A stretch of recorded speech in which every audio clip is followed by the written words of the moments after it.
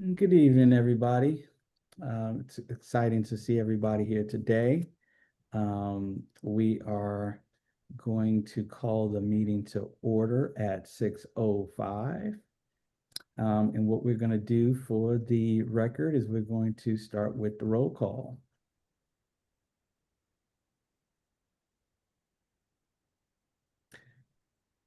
Thomas Norman. Here.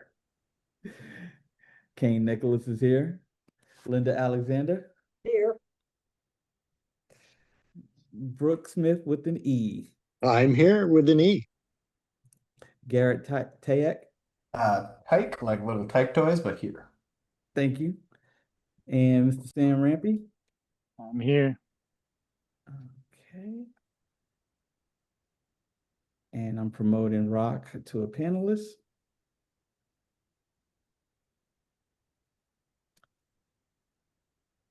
Okay. Rock Ashfield. I'm here. Excellent. And we have Pat Nave. Are you recording to the cloud? Did I forget if I heard that? Yeah. Pat Nave's actually in the country. Okay. Yes, we are recording, Thomas. Is it in the United States? Diana Nave.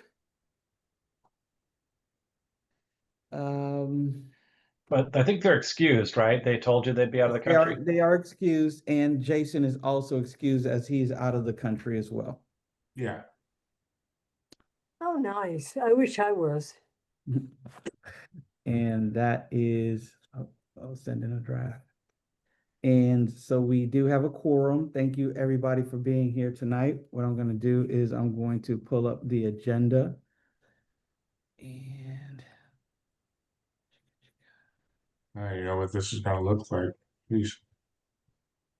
all right. Oh, it feels so good to be back. We didn't have to call a special meeting this time. With that being said, is there any elected officials on the call? There being none, we can get right into it. Thank you again, Garrett, for the notes and any actions, recording of any actions. This call and this is being recorded, and it will get to Victor in the appropriate channels. All right. So the next order of business is the topics and discussions. Again, anything could result in a motion and actions. The first item is 3A off-street parking, which is related to Council File 25-0642.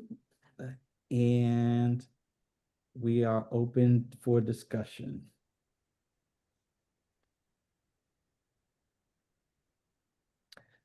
What is it? What is it? Sure. Council File CS 25-0642 is hold on, I don't have a blurb in front of me. If you want, there was a motion that was presented, and I can read the last line of the motion, which summarizes the overall goal of this particular motion. Is I therefore move that the Department of City Planning, in consultation with the Department of Building and Safety, be instructed to report with recommendations regarding the feasibility and cost benefit analysis of citywide elimination of off-street parking requirements for new development and change of uses. So the motion is specifically proposing just a feasibility and cost benefit analysis of the intent of eliminating the citywide parking requirements. I'll second that. All right, thank you for the cosign, Linda. This particular item has been moved through committee, I believe from Coastal. There was some language that was sent last week on this particular council file, and from from my notes, we have some people who are interested in that. And that would be Mr. Tyke. So thank you for taking leadership on that. If there's no other further discussion on it, I don't know what that means. So what is it? The council file or Well, the topic here, I don't get it. yeah, so the topic is basically they are recommending that they conduct a study in Los Angeles to see the cost benefit and the feasibility of removing the mandated parking requirements for new developments and change of use. So we basically have the idea of, should we support them doing a feasibility study to see the outcome of that, or should we not support it and say just don't even do the study in the first place? Yeah, I think we can support a feasibility study, but I don't quite understand what it is. I just It's to see what would happen by the removal of the parking constraints, because then that could what are the parking constraints? I don't understand. there's a massive list. I can pull them up. I mean, what are the constraints? You park and you pay fees and that's it. No, they're talking about the development requirements for new developments and planning use. So like if you wanted to redevelop a new building and you propose to do a mixed use building, the city's going to mandate specific parking requirements regardless. It's just like a blanket requirement. So that's what they're discussing. So It's we want to get rid of that? that's what they're trying to conduct the study for, is to see if that is feasible. Okay, I don't quite get that, but all right. yeah, if I could piggyback off of just some hearsay, when developments are coming up that parking requirements, that first of all, new developments don't not require parking spots. And so that spills into off-street parking and the availability of it in an already crowded city Los Angeles parking environment. Okay, so what developments are we talking about that have parking requirements? I don't get it. So the previous parking requirements varied by project type, such as a 0.5 to 1 space per residential unit and a 0.6 to 1 space per 1,000 square foot of commercial use. So they are trying to see if by eliminating that, would that potentially spur more development, which then could lead, in my opinion, to more tax dollars. Again, that the goal of this motion is just to see if that is feasible. There is, if Garrett, do you have the language readily available that I sent last week? This is, can I share chat in here? No, I cannot. Can I? No, there's no chat function. Well, Yeah, give me 1 second. I will sort it out.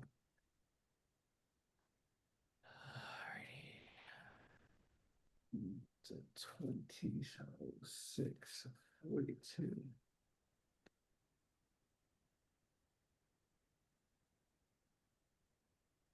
So you're saying if someone puts in a new development, like we're talking about downtown or something like that, that there is a parking requirement that gets thrown into the mix. Is that correct? oh yeah, absolutely. Okay. That's with anything, residential, commercial, industrial, they all have parking requirements. So what they're trying to Okay, do is see okay. what those changes. So then what are we arguing against? Is what There's I'm no saying. argument against, it's mainly just the idea of if we support the idea of doing a study in the first place. All right, cool. So I'm just trying to pull it up here via Zoom. You just have to realize I'm sort of old, so I have to go through these things. No worries. There was some email, I had sent an email right after the last joint meeting. And so that everyone could have the same information that I have.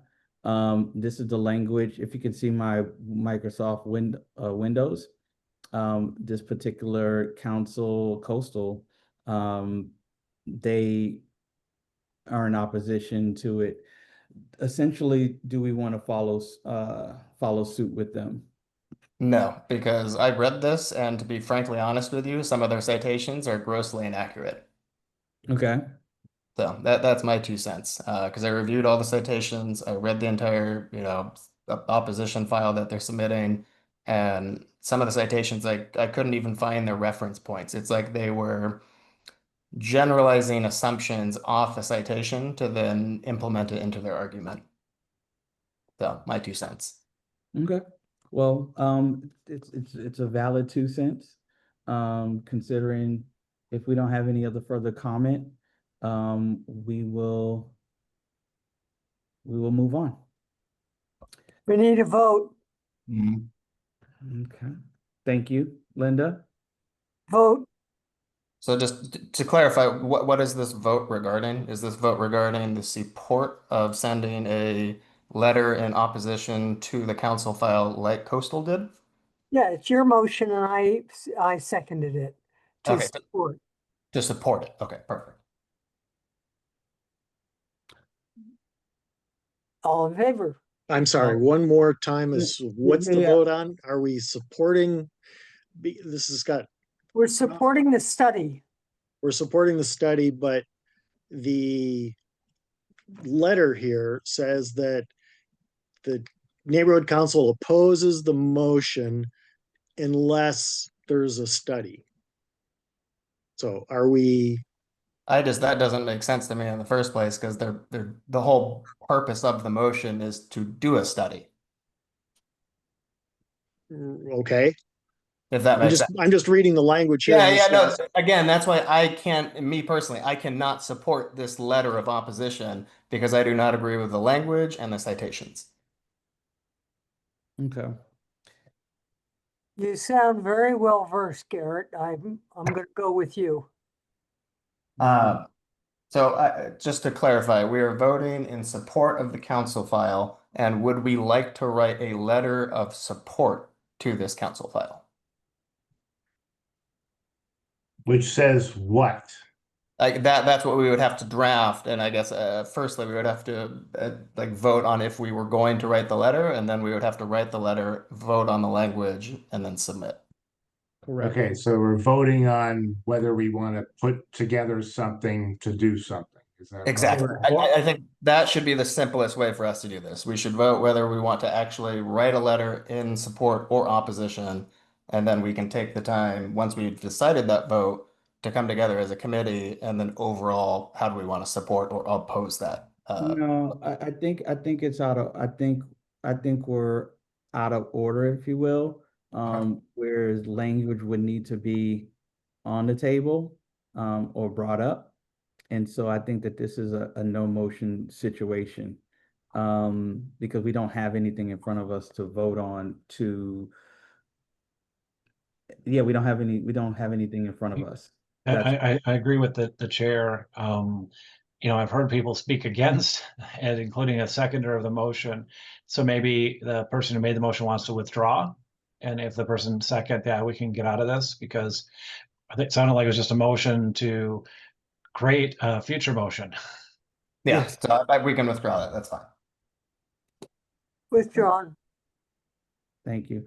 I do want to, I know we're all busy professionals and yeah, we're busy professionals and experts. If you can carve out a little bit of time, thank you, Garrett, for leading the conversation on that. The next item.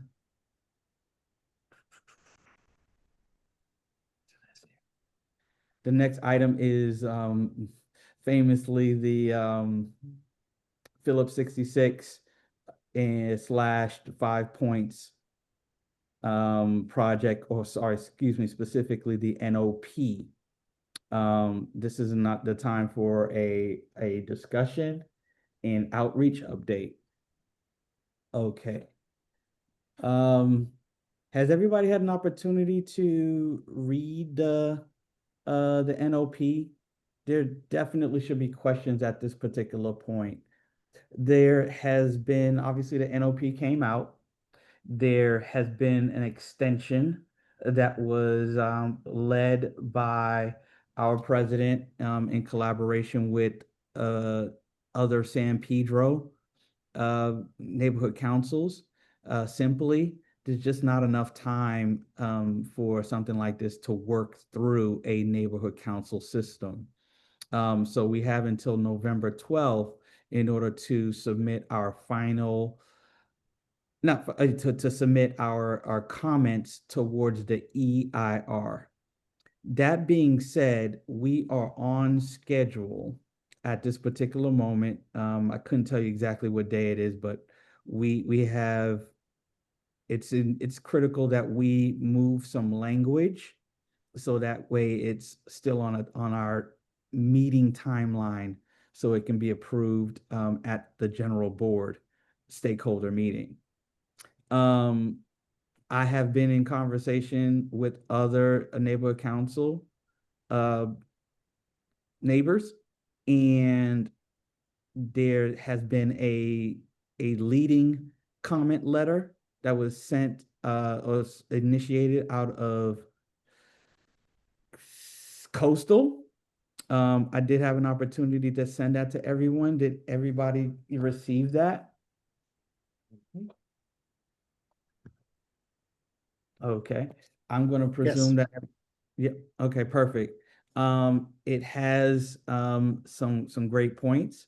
I also have received, and a few of us have received some comments from Pat Nave.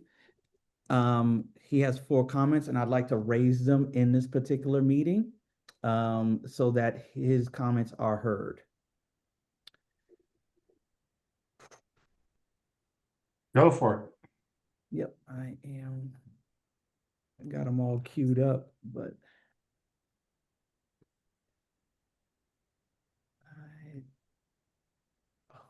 of course I don't have it queued up the way I'd like it to.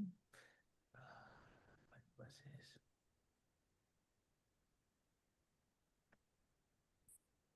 Okay, perfect. I'm getting lucky here with all these Word files open.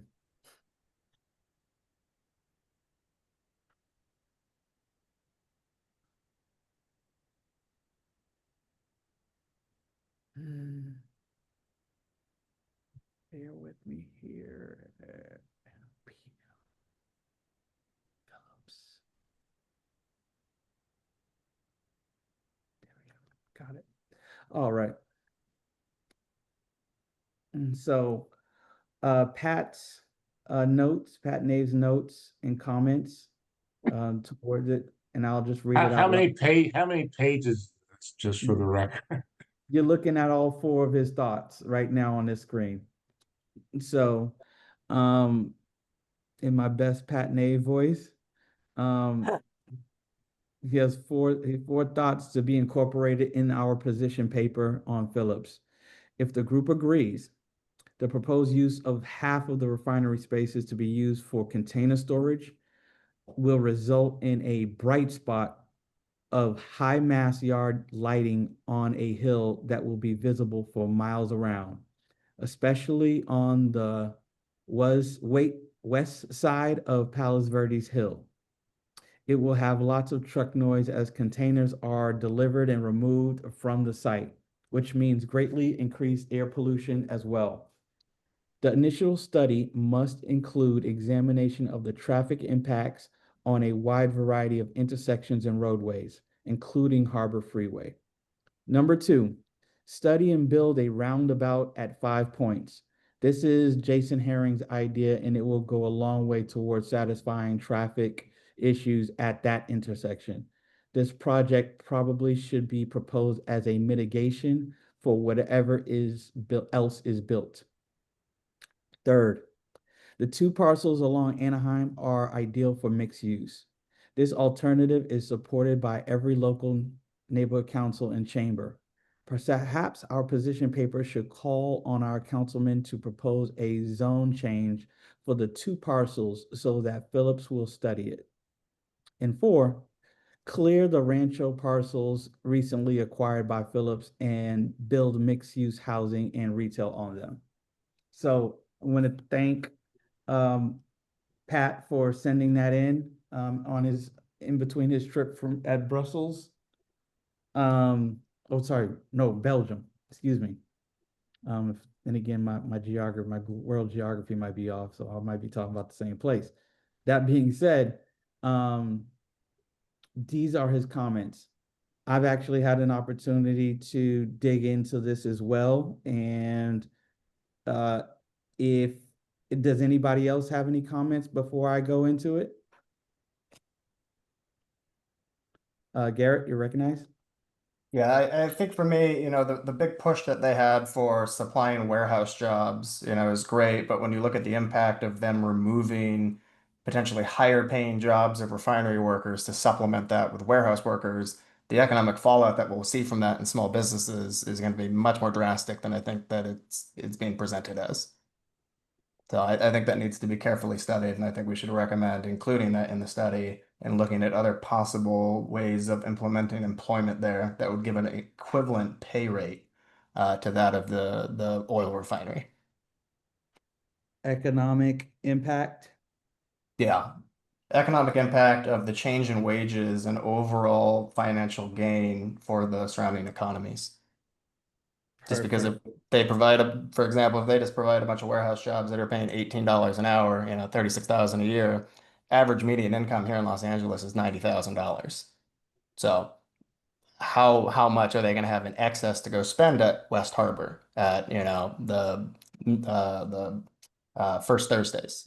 All these other businesses will then fail or suffer because they don't have this extra access to the economic surplus of finance that the refinery jobs would have created or did create. Thank you, Garrett. I concur. Brooke.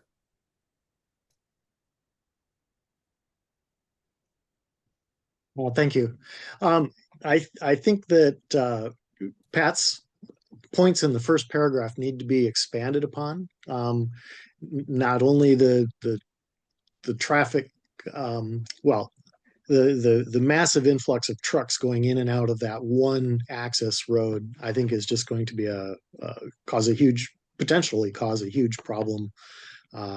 There, I can see them queued up forever.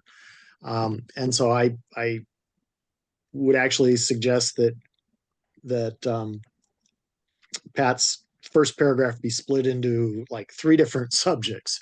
The parking, I'm sorry, the traffic is one.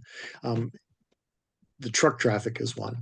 The other one is that there's going to be a massive impact on traffic congestion on Anaheim, which is a major route for commuters coming off the hill and getting onto the 110.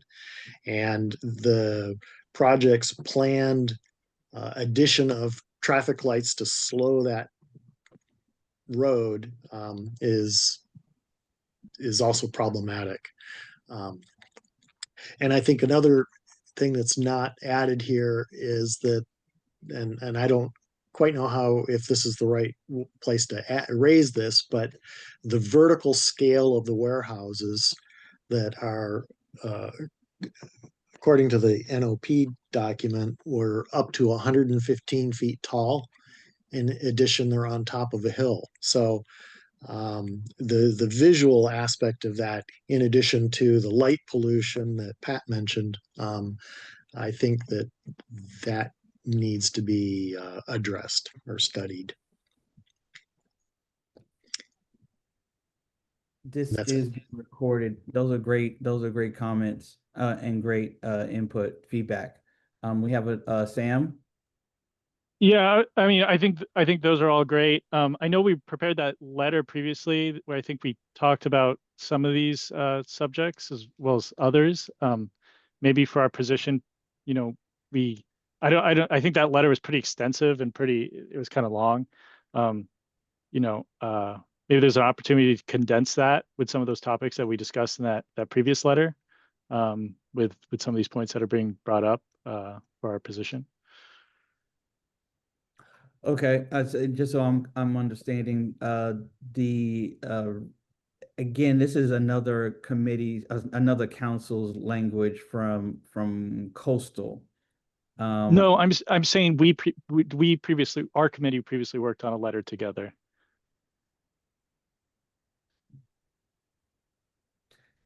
Okay, On this project. Okay, I might be missing something on that. Thomas, can you speak to that? No, I don't really have anything to add. Sorry, Kane. Okay. Sam, if you could apprise me or send me that previous work. I've been trying to catch up on a lot of the topics. Um, so if you could apprise me of that or send it to me, that would be great. Okay. But ultimately, go ahead. No. Yeah. I don't know if I have it available. I don't know if the final version got sent out. I can't remember, but I could look through my emails. I'm not sure if I know we worked together on it on one of these meetings. So Yeah.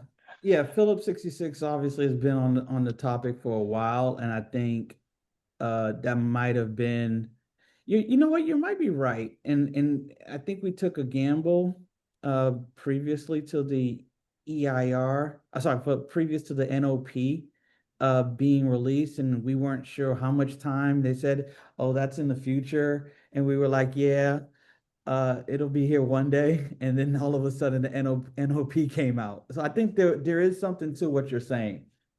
That's what I think, right? Because I have files of things we've written and co-written, but I don't think I have a file of anything other than just recollections of conversation. So, Yeah, but it's possible I missed a meeting, but I don't think it's on my computer. So I don't think I, anything other than what we could search our minutes for. yeah, yeah. My, sorry, my recollection, this is back, I don't know, 3 or 4 months ago, that that yes, there was a document that was drafted up, and it was quite long, 4 pages, 5 pages, 6 pages, and quite detailed. And that was a group letter that came together rather quickly. And Diana sent me a copy of that. And then I think then the consensus was, and I wasn't involved in that discussion, but the consensus was that it was too wordy, that nobody's going to sit and read 6 pages of this stuff. And so it was abridged hugely down to a one pager. And Yeah. and I'm not sure what happened to that one pager, where that got sent. Yeah, I remember. It's coming back to me now. Definitely, we worked on it. It was abridged or summarized, but because we didn't have a timeline, I think we may have put that on as a draft comment. Um, at this particular point, it is on everybody's desk at this point. And so I have had to quickly learn about the NOP process, the EIR process, and what I have done in collaborate or in conversation, excuse me, lots of C words here, in conversations with other leaders, um, president of our council, president of Coastal Central, dean, and other community stakeholders, longtime stakeholders. We obviously had to get the extension together, but there is language around coalescing around unifying as one area. That being said, there are components to an EIR that I'm getting familiar with. There's about 8 areas that we want to address in a proper EIR, in an EIR. The points that you made, Garrett, regarding economic impact, I am biased to those types of issues and concerns, and I share. I agree with those comments. I agree with everybody's comments. There hasn't been anything that's out of the EIR scope, if you will. What I'm doing right now is I am trying to find this document that was prepared with Pat's notes and Jason's comments involved and in mind that would encompass a complete EIR evaluation. If you could just bear with me for a second here.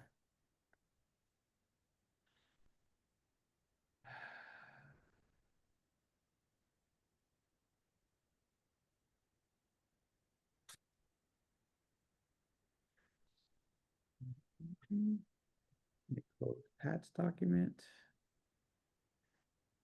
I have created a fact sheet. There we go. All right. Bear with me, everybody. Thank you so much.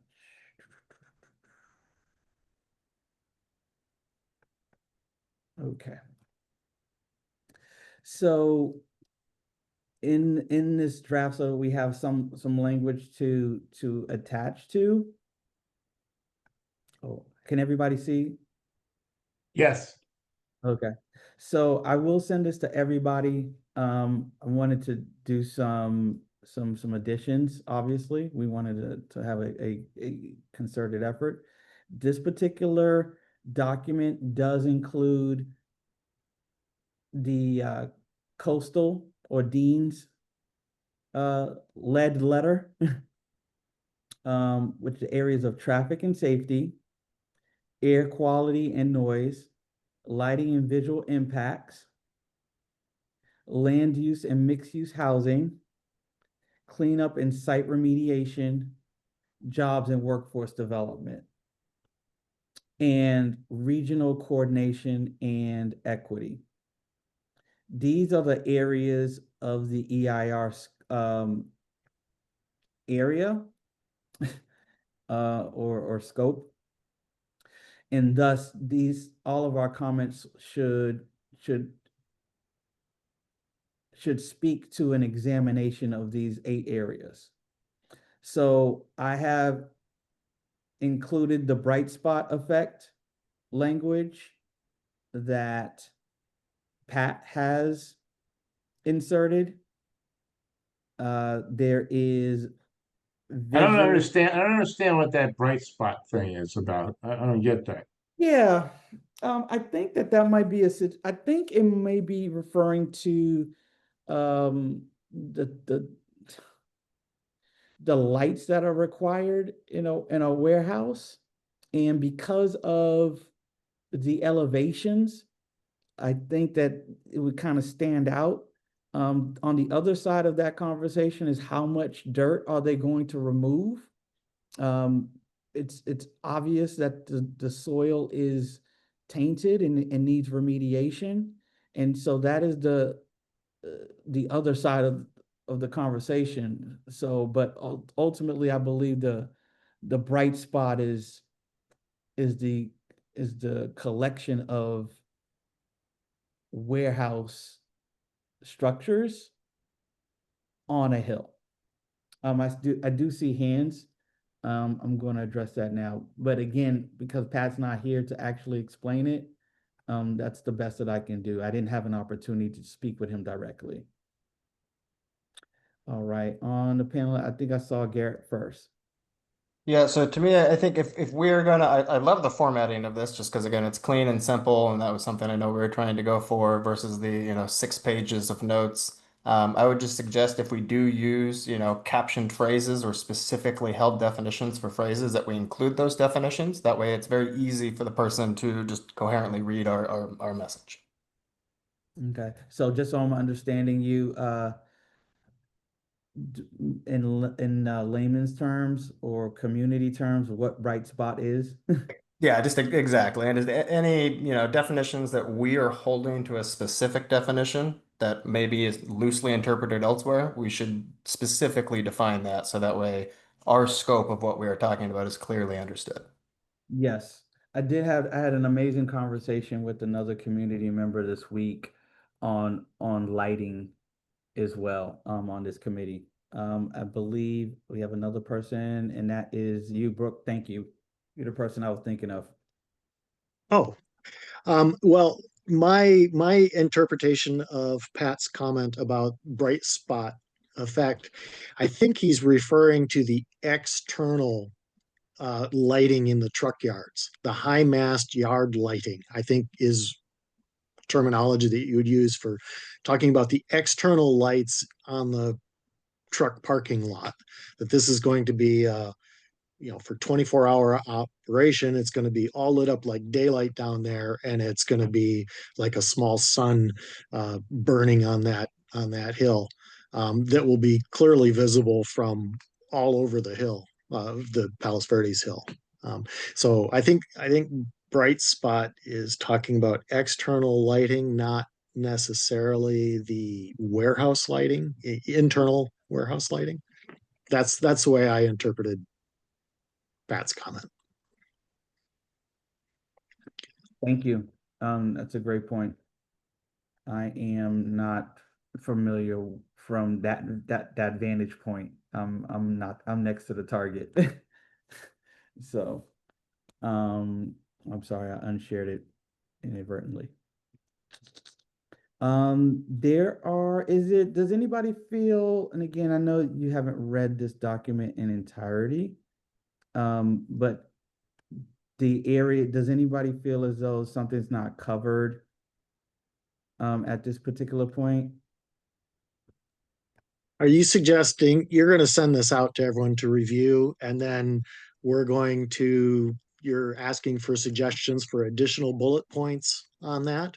And I want to echo Garrett's comment, I think, that said that this is a nice format. I like it. Was easy to read and clear, but I'd like to get it and think about it a little bit more and compare it with my list of bullet points and maybe combine it. So that's what you're asking for?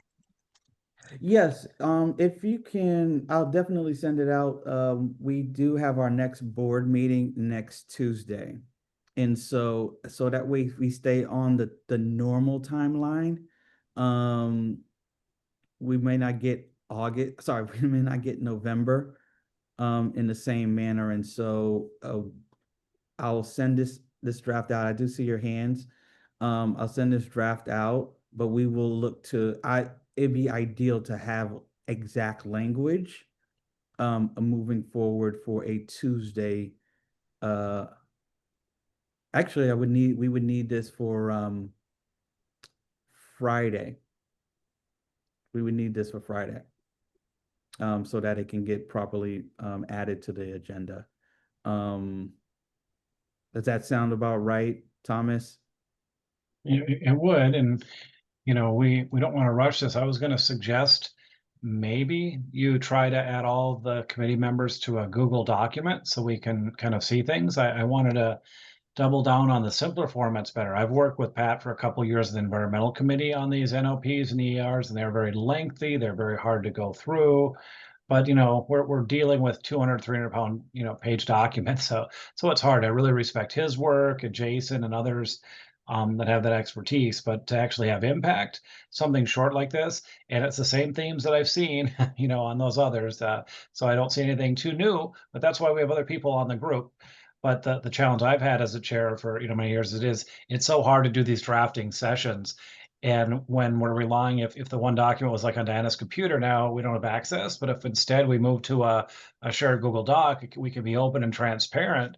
We're not meeting per se, but that might be something. And I know you're technologically able to do that. I don't know if I've worked with Diana, I think they can learn, but I don't think that was the way they write, but I think it's the way a lot of us are writing now. I don't know if that's something Rock and Linda are comfortable with or not, but it might at least allow some of us to work on that. And I'd be happy to try to show folks who aren't comfortable with that, how I think that could allow us to do our business faster. Because so often I had to have these special meetings to then approve these documents because we just aren't equipped to write in the short meeting time we have this evening. Absolutely. I'm actually looking to, I'm making sure I'm in the right email address. I'm sharing it in a Google Doc right now. I am technology inclined, and thank you for offering. This is a growing committee. And so thank you for lending expertise, and I'm open to, if there's any technical issues, I'm available as well. So I'm going to share this right now. I'm in real time, and we can if everybody can confirm that they received an email, that would be very helpful. And if anybody is not familiar with Google Docs, we can absolutely go from there. As far as, and then I believe there was somebody else with a hand up.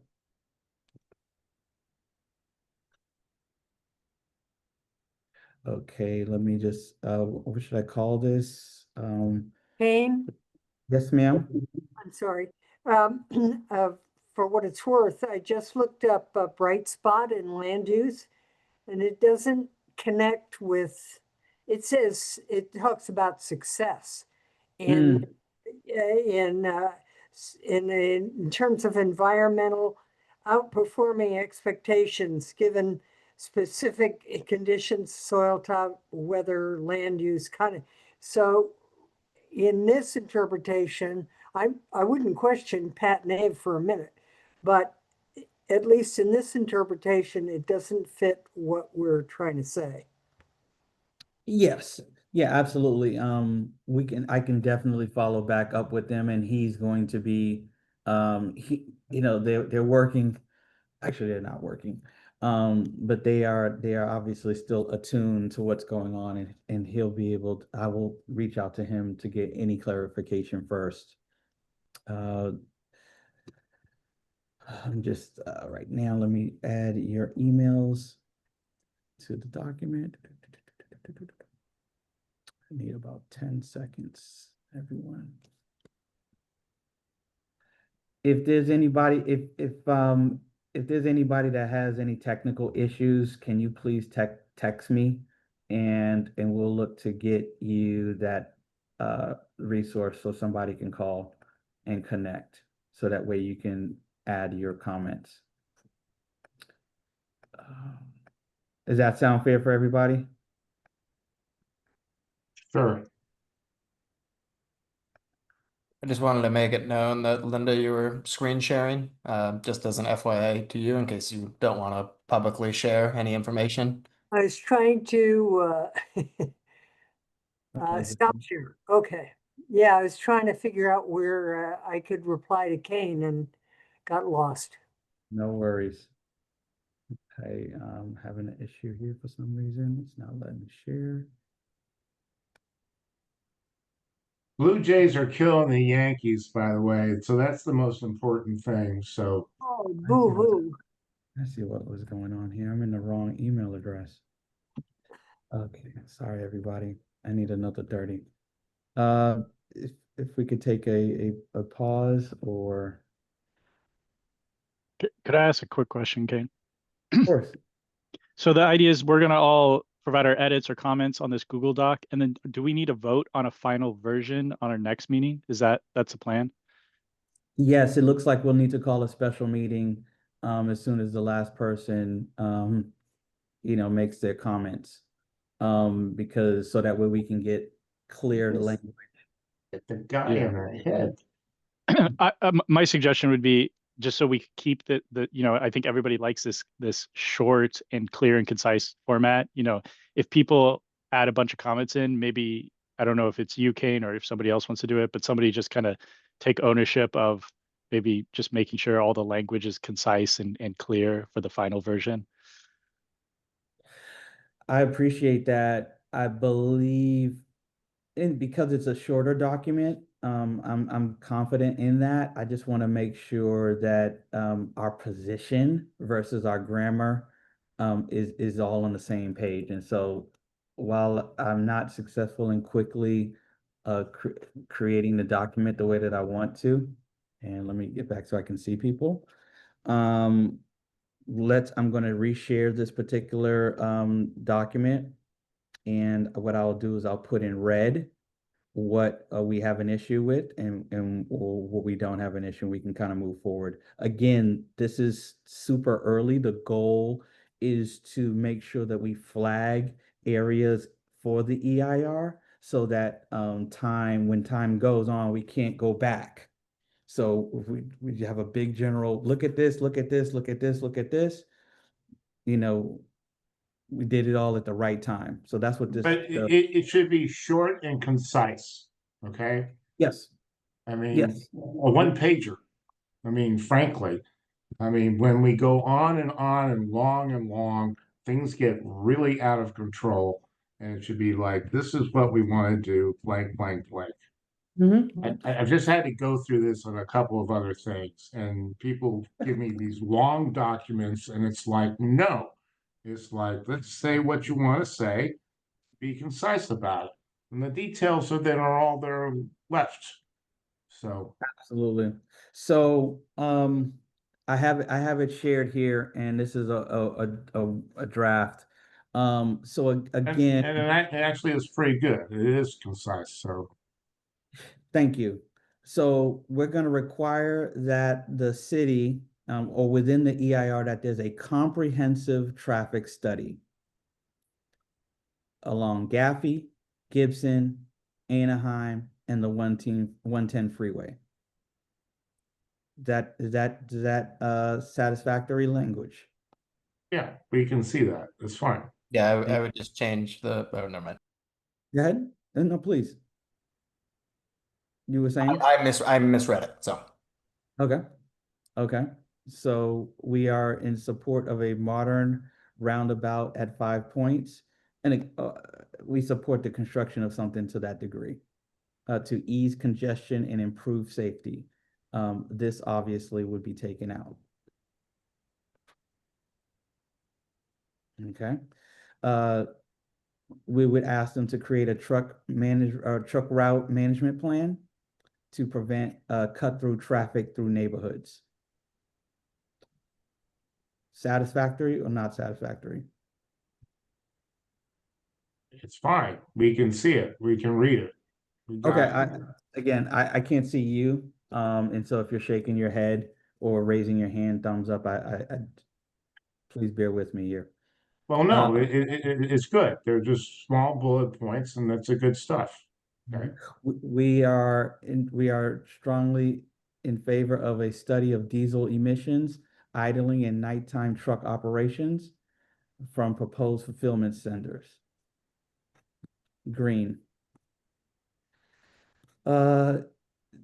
This is to include air impacts from nearby port and refinery operations.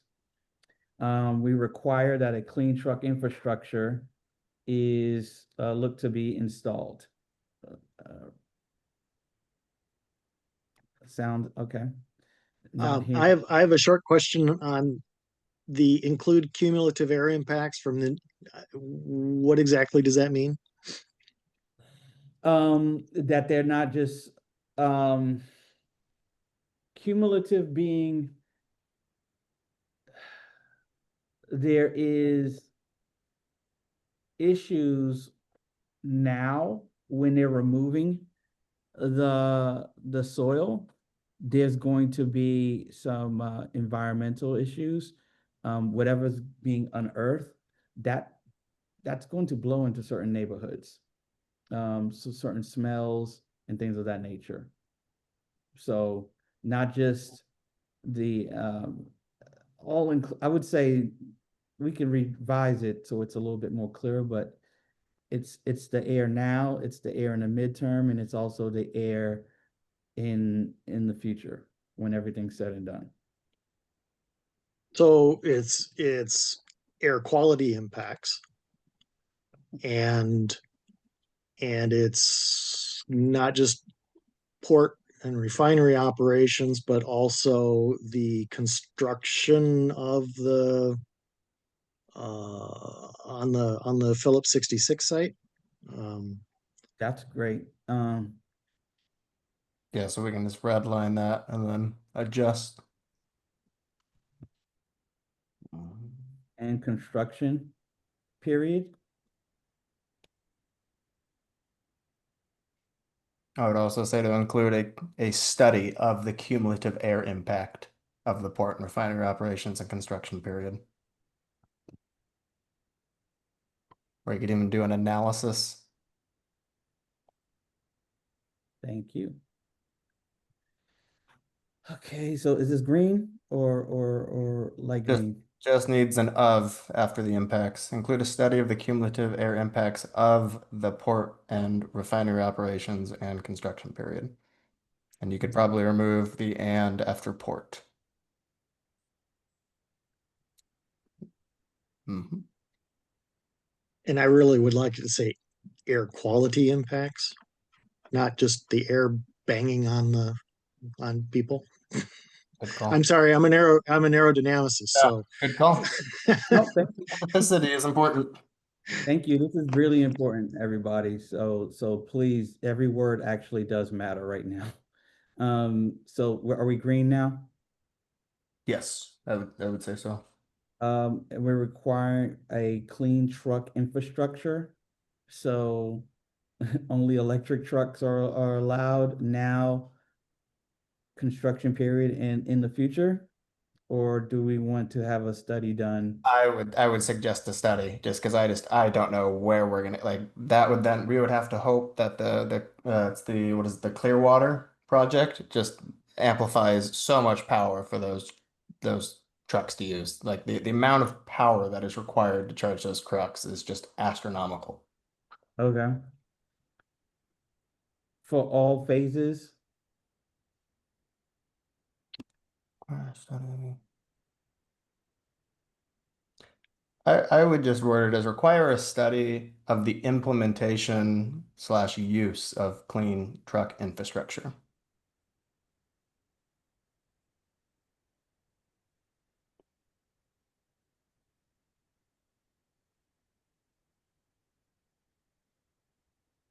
Because it may be something that like LADWP just physically can't do at the moment just because they don't have the infrastructure established here to allow all that power to the trucks. Mhm. Kindly, is this language satisfactory to the group? I would suggest a hyphen in between clean and truck. Okay. Um, any lead? Oh, this is air quality and noise. Thank you. I retract my comment. I was thinking of environmental construction. Um, again, here we are. So I will green this language. And actually, I'm gonna just take out the red here at this point. Analyze and mitigate the bright spot effect of high mass yard lighting visible from Palos Verdes and Gaffey Street neighborhoods. Um, I think that's fine as long as we include a definition of what bright spot effect is.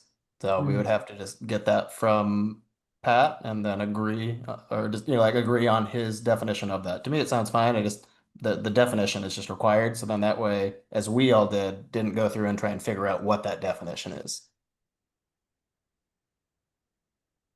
I'm a little concerned that we meet our guidelines here. I think, you know, I'm happy to give Kane the opportunity to ask Pat for another description, and he may say this is the appropriate one, and I'm okay with that. But to keep bringing back on this, you know, this will never be perfect, and there's going to be what, another 20 years before this place will ever be built. So I think we're getting a little too picky. yeah, I'm going to comment in the other direction, Linda. Um, this is going to be the largest project in the Los Angeles city area. There's not too much land. There's 444 football fields that this project is going to cover. And this is next 60 days is actually going to be our last opportunity to say what we got to say. I did some map analysis. This is also about 75 to 80% of the footprint is in proper Northwest. And so I might be embellishing it by 5%, +5, -3%. But this is going to impact us, and we're going to feel it. So so I we should, understand all of that.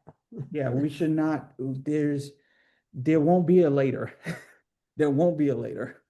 That's so hard for me to believe because these things will take 20 years, and it's hard for me to imagine that our last chance to comment at all.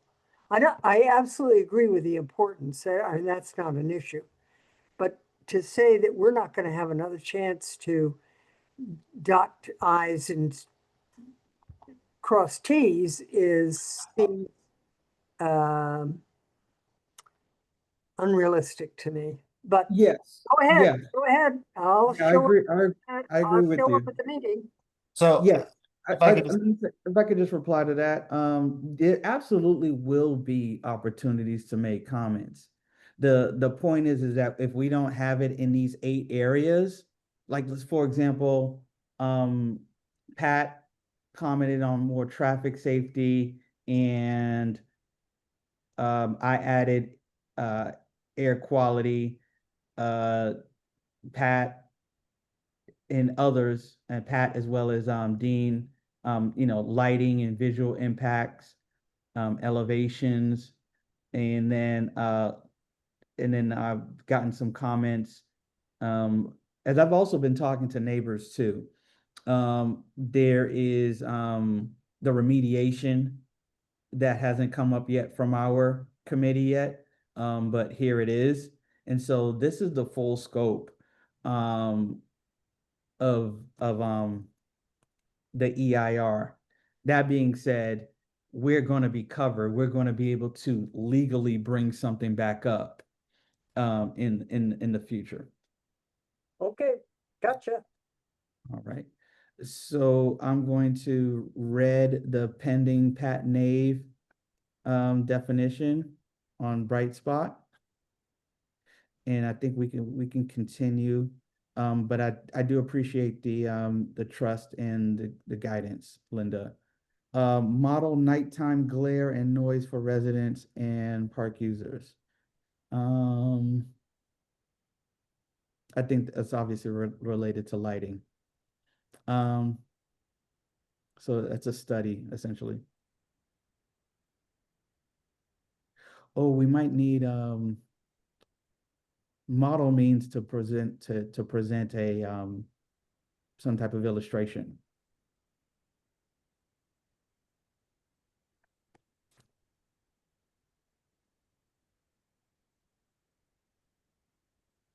Okay, land use and mixed use. This is obviously a big one. Hold just a minute, Kane, before you move on to the next one, since this is the visual impact section, Yes, sir. I would like some wording about the vertical scale of the warehouses sitting on top of the hill. Um,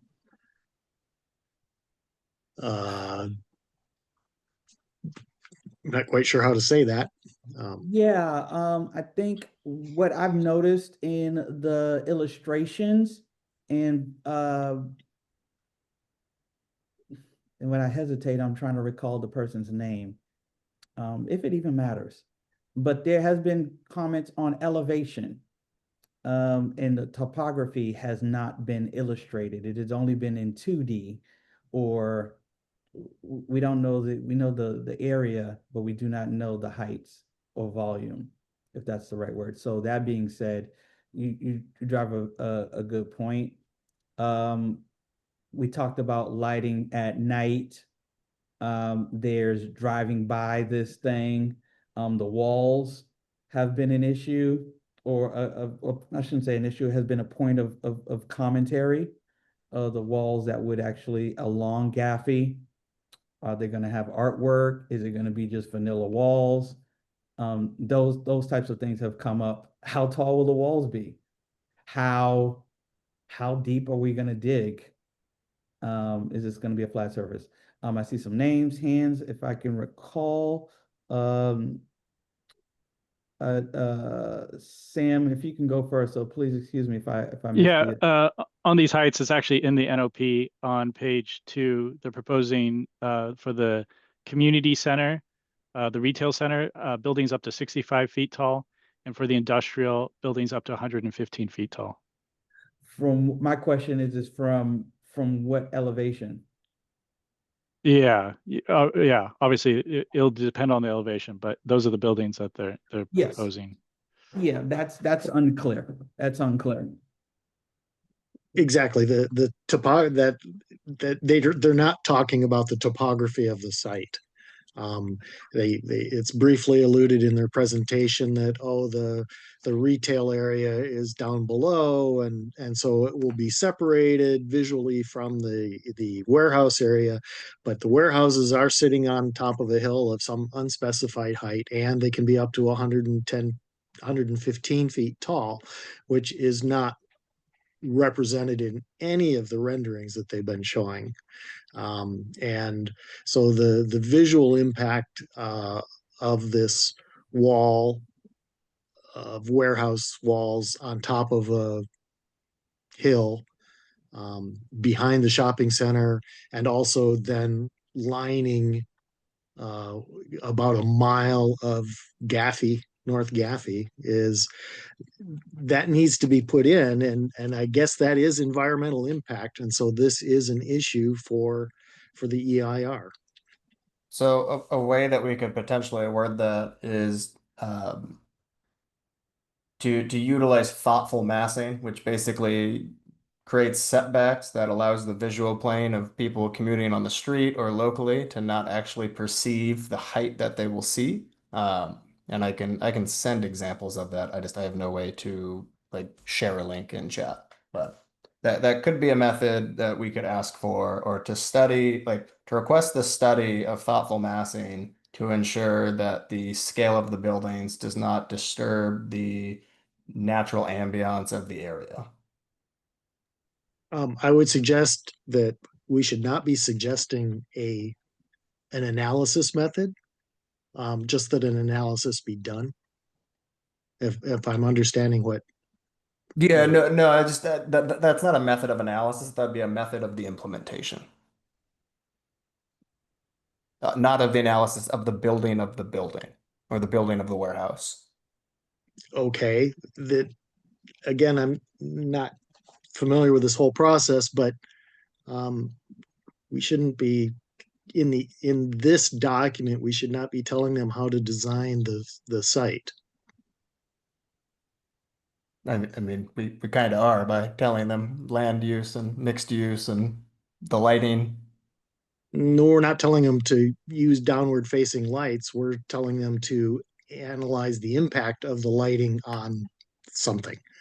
So Oh, that's fine. Then you can just remove it. well, I appreciate your expertise on this that I certainly do not have, but I think it should be more open-ended of just raising the issue and let the designers or the whatever figure out the solution. Linda? Oh, I'm sorry. But I did want to ask, you said 115 tall, that's what, 10 stories? About 9, 9? 12 to 13 feet per story. Yeah, but they're actually only one story. They're just a very tall story. But that's a really tall building. We're limiting, I think, limits in our downtown are like 6 or 7, although they're self-limiting, I guess, because of the construction cost to build higher. I guess my major concern with that is like the height of the current existing structures and oil tankers. How is that going to compare in scale? Are they double the size? Are they half the size? Like we need a reference. I think that's kind of causing the most hiccup here is they provided a lot of reference and renderings for the, commercial retail that they're proposing, but they haven't provided much renderings for any of the warehouse as far as, visibility from street or surrounding areas.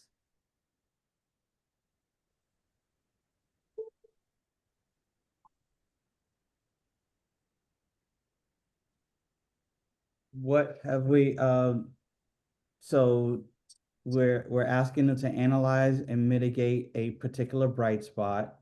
We want to be specific that they model or illustrate nighttime glare and noise for residents.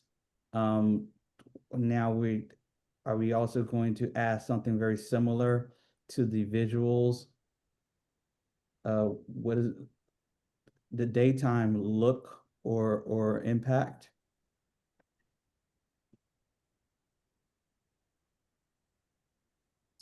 Study the visual impact and aesthetics of the 115-foot warehouses on top of a hill from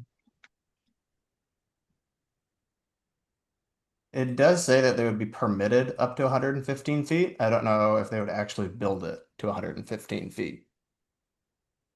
But yeah, And understanding the impacts of a 115-foot tall building on that height, on that raised sight line would definitely be important to understand. yeah, if you don't want a 115-foot building, then you don't allow it up to that height. You allow it up to the height that you're willing to take. Not so I'm writing study visual impact of structures to include grade elevation.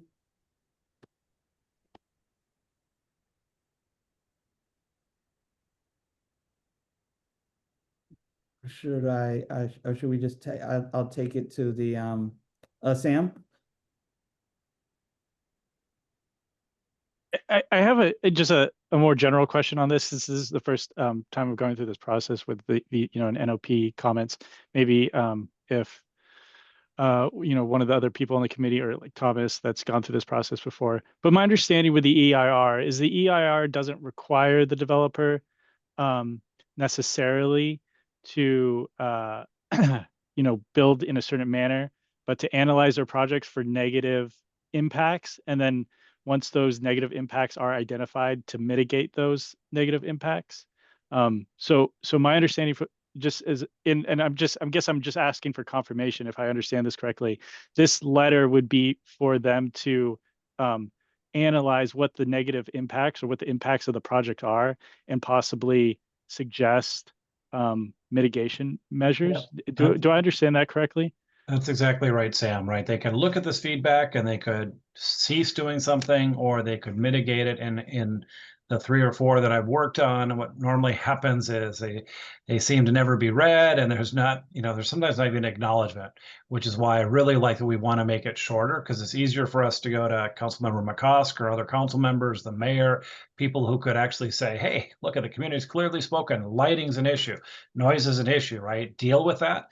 That's where I feel an 8-page document, doesn't have the punch, and even the bolding we're doing, like the format. So that I'm going on a little bit longer from the question you asked, Sam, but I'm kind of giving you where it can be easy to get disenchanted with spending a lot of time too if it gets ignored. So I like this group, and the fact there's more of us in this group, and we have more of ability to outreach. If we have a document we can share with our friends and networks, I think we can put more pressure. These are the types of things we should have, like a 1-page on our neighborhood council sites, kind of shaming groups. If like Coastal, Northwest, Wilmington all said, please do something with the light, and then, you've got the brightest light ever.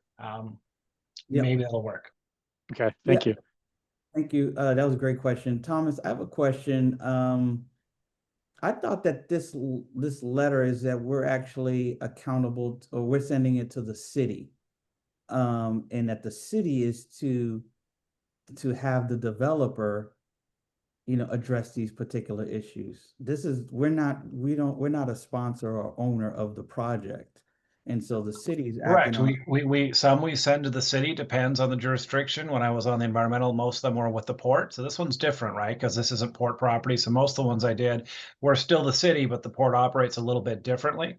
And maybe the city will be more responsive. Maybe Mayor Bass, directly might be more responsive. This is going to be, a new one, but maybe Brooke, you were on people have more history. Linda, maybe we've had some more successes. I just feel like working with Pat, I've spent a lot of time, and I at least feel good we've represented our neighborhoods. I just don't know we've always seen a lot to show for it, but we've seen some things to show for it, right? I feel like on West Harbor, there's a real concern about, even though some people didn't get their way with grass versus astroturf, the turf being used seems like it's much better than the turf that was used where McCosker had his inauguration at Wilmington, which we could see, Gwen and I could see is just crumbling, right, causing huge issues. So might also, you know, I'm kind of a glass half full most of the time, but I'm trying to be realistic for newer members. And then, you know, I'd love to hear from Linda or Brooke, you know, somebody. It's like, you know, yeah, we need to keep doing this because you've seen some great successes. Diana has some more positive stories. Yeah. Well, yeah, there are successes, and I don't, I respect and support our efforts. But you know, you get discouraged over the years too, and that's why I get impatient with how careful we are.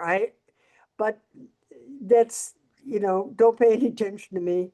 You know, Sam's right, and I'll step back. But yeah, you know, what do we get? 5-10% movement, but it's still worth it because there are some things over the years that we've been successful with.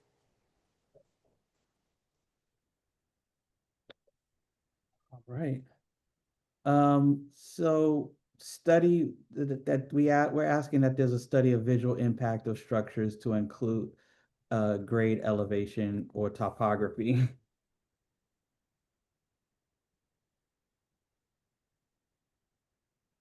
Because they keep giving us these pretty pictures of the mall.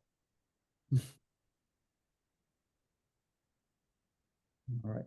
All right. Lynn, is it okay if we move on? Can I green the first two of the three? Oh, except for, sorry, I can't green that. Can I green these two?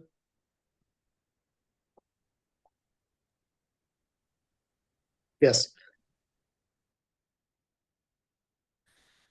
Okay. Land use and mixed use. This has been a big issue. Obviously, some people are discussing we need more housing. The NOP has presented a mass full of warehouses. And so I'm not sure where we're at as a committee when it comes to actual housing, but my comments is that unfortunately the soil, it doesn't take much to see that the soil is not optimal for housing. No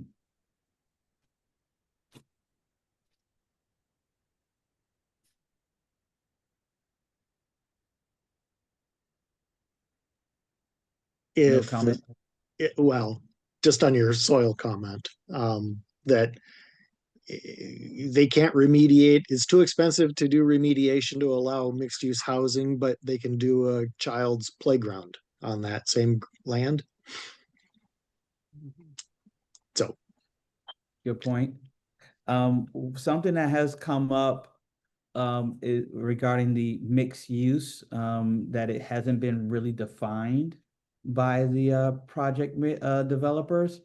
There's different types of industrial mixed use.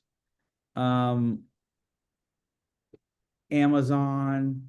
Costco, or fulfillment center, distribution centers, depots. These are all words that I'm not necessarily familiar with, but they are, you know, mixed use. You know, is it, yeah, yes, I'll leave it at that. And so there needs to be a little bit more clarification. And then there's the zoning issue to that as well. So, to my knowledge, in general terms, mixed use is the combination of commercial with residential, where you would have like commercial on the first floor and then residential above. In my interpretation of mixed use housing, that would be a combination of affordable units with market rate units.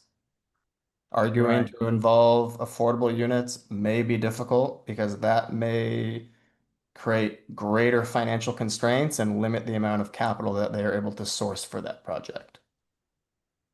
I love affordable housing and pushing for more housing supply. But just so we're all kind of somewhat clear on what these definitions potentially could mean. Thank you. Thank you. That is the question, right? The city is in need of great housing shortages. And so, you know, I have two young children. I want them to stay and live in San Pedro. When they eventually move out, I wouldn't want them to think that they should move on soil that is not suitable, for more than a playground visit, Brooke.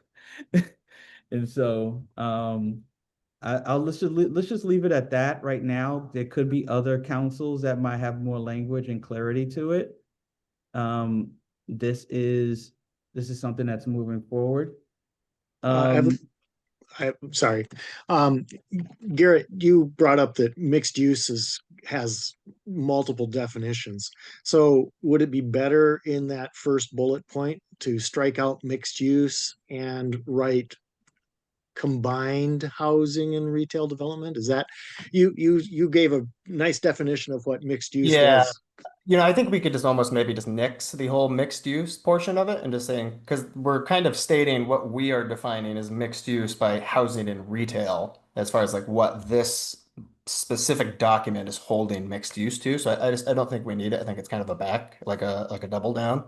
Because to me it reads completely fine when include an alternative in the EIR that studies housing and retail development along Anaheim Street instead of all industrial use, which I think is like our overall main question. Yes. Because then that would answer your questions, Kane, as well as the viability of the soil and any potential contaminants that would be discovered during this EIR to see if that's even possible. Excellent. Zone changes to allow housing and community serving amenities on the northern parcels as first suggested by Pat and supported. So this obviously would be taken out. I'll just gray it lighter, just for our, but ultimately, and right there. Support change, yeah, again, we would support the zone changes if necessary.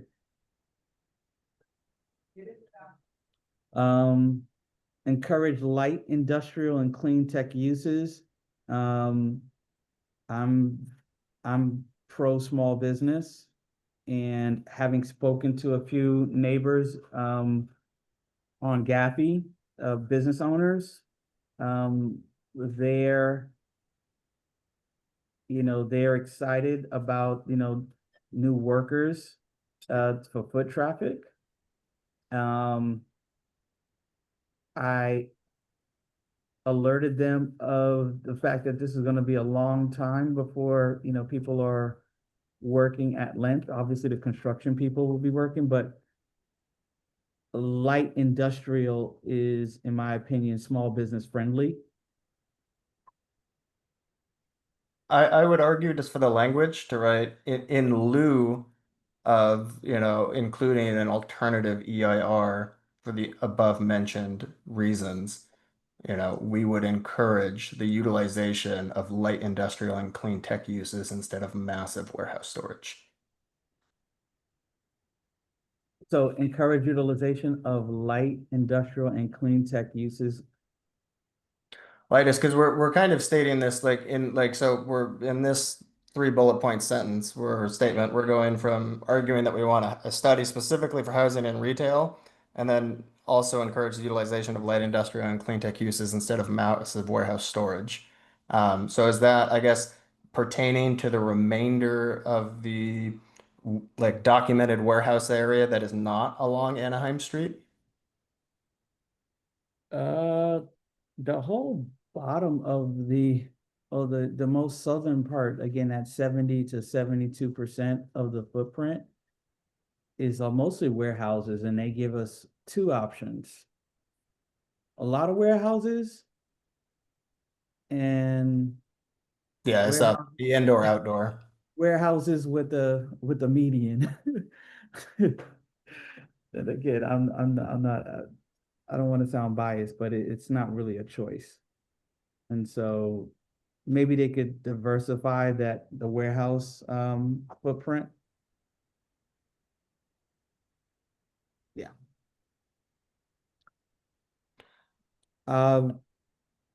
No other further comments or discussions. Let's move forward. Can we green this? Sorry, one more comment. Again, I think the word massive is slightly prejudicial. Okay. And also storage, it should be instead of solely warehouses, not, I don't care what the warehouses are being used for, whether they're storage or We could just say development, warehouse development, okay. if that works for everyone. Because to me, I think that holds that notion that you were trying to imply that it's just the warehouse in general is what we're trying to reference, not the storage specifically or that. Exactly. Yeah. Or infrastructure. Is that? No. Infrastructure, maybe not so much, because again, for me, in my definitions, that's like your plumbing, gas, electric, water, road, concrete slab. It's not the physical building itself. And complex doesn't work either, right? No, Um, I don't think in this context. Thank you. No problem. All right. So that being said, utilization of light industrial and clean tech uses instead of warehouses. I would say majority warehouse development. how about exclusively warehouse development? I like that. Yeah. Okay. Thank All you. right, it's in front of the warehouse instead of exclusively warehouse development. Thank you.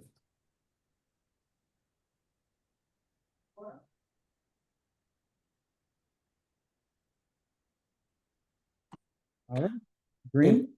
No, I would really think we should write, in lieu of not conducting an alternative EIR, we encourage utilization, because by putting this, it's almost making it seem that we support both positions equally, when I don't think we do. I think we really want the focus on the availability of housing or retail development instead of warehouses, versus going like, oh, we support both of these notions as long as you do one or the other.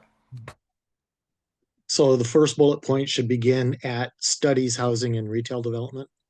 No, just the third one, in lieu of conducting an alternative EIR, because that's what we're mentioning in the first one, is to include an alternative EIR. So in lieu of including that, alternative EIR, we would encourage the utilization of light industrial clean tech uses instead of exclusively warehouse development. Well, we can't control while we're neighborhood council and committee, we can't control what they're going to do. Housing, I think housing there's no energy. I don't think that there's any motion for real housing, in my opinion. That's why we got to speak upon it. Is it because it wasn't presented, or is it just common sense? I think it's because it's financially a lot more difficult to piece together housing and do that type of development than just laying slabs and tossing up concrete walls and then renting those spaces out, or just, because I'm even looking here and they're going to subdivide a lot of this space. And as DECA mentioned in their comments to us, they weren't even sure that they would retain ownership of some of the subdivisions. Okay. Because I know that was a comment raised in our joint meeting, that was a point of concern, is that there was no kind of certainty on that they were holding the property, and then all the requests that we were making were going to be, implemented, if they weren't able to maintain the control of the property. Okay. Just a check on time. Can I get a motion that we extend the meeting another 30 minutes? I move that we extend the meeting another 30 minutes. I'll second. All those in favor of extending the meeting an additional Aye. 30 minutes, please say aye. Aye. All those opposed? There being none, motion carries to extend the meeting an additional 30 minutes. Thank you. All right, so in lieu of, the key word is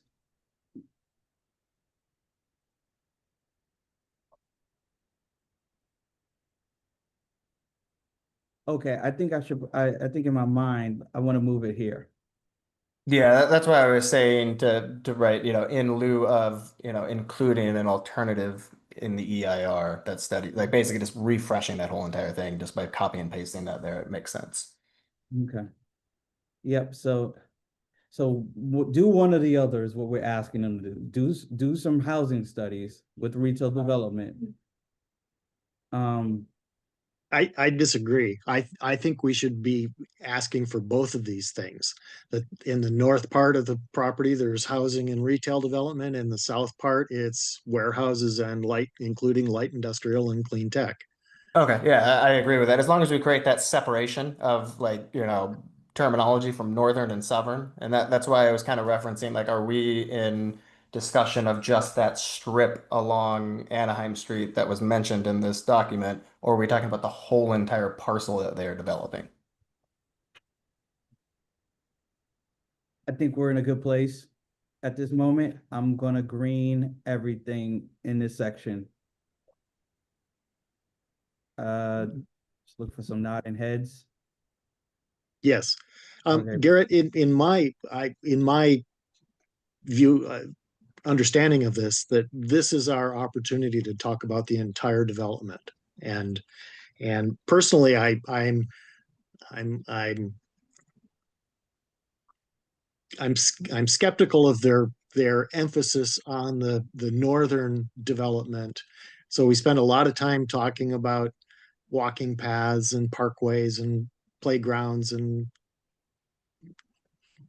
Smiling Jack and all that, and we don't talk anything about the warehouse section.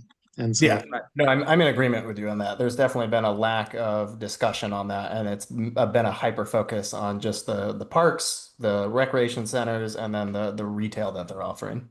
right? Oh, you're going to have a Costco. Oh, you're going to have a grocery store. We're behind whatever else you want to do. We don't care. Yeah. Yeah, and again, not to belabor it, that is a real big selling point for other neighborhood councils.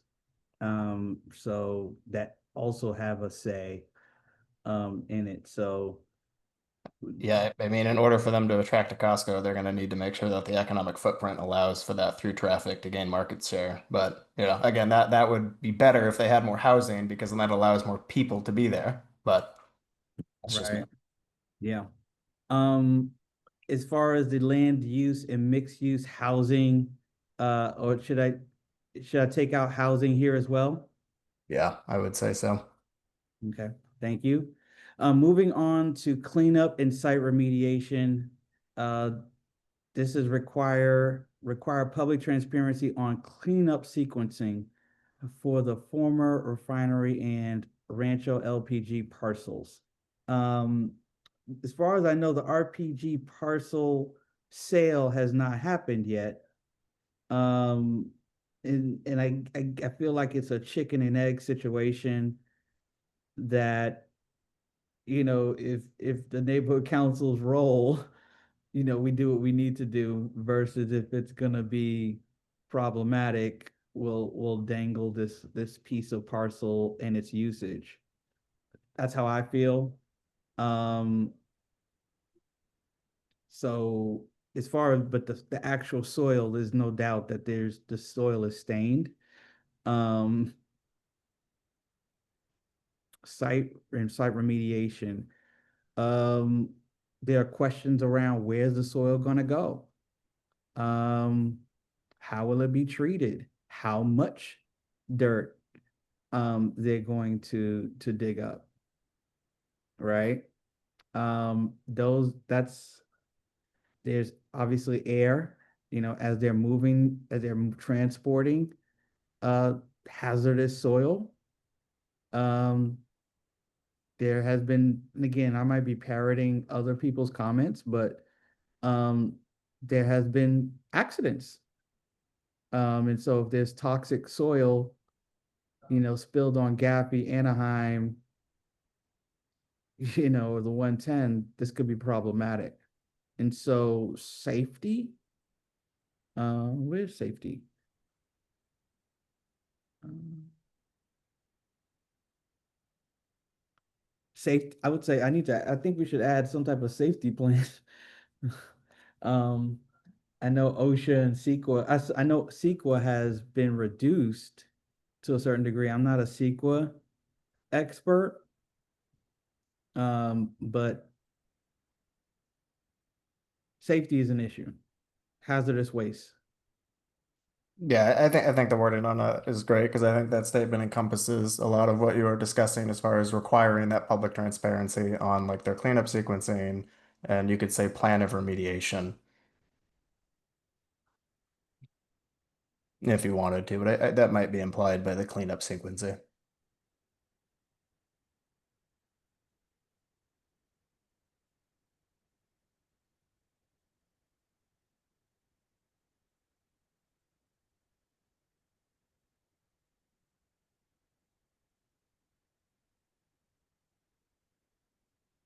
I'm gonna add transportation so that we're very specific. Public transparency on transportation, cleanup slash remediation and storage. Or No, because I mean they may take that dirt 1,000 miles away and stick it somewhere.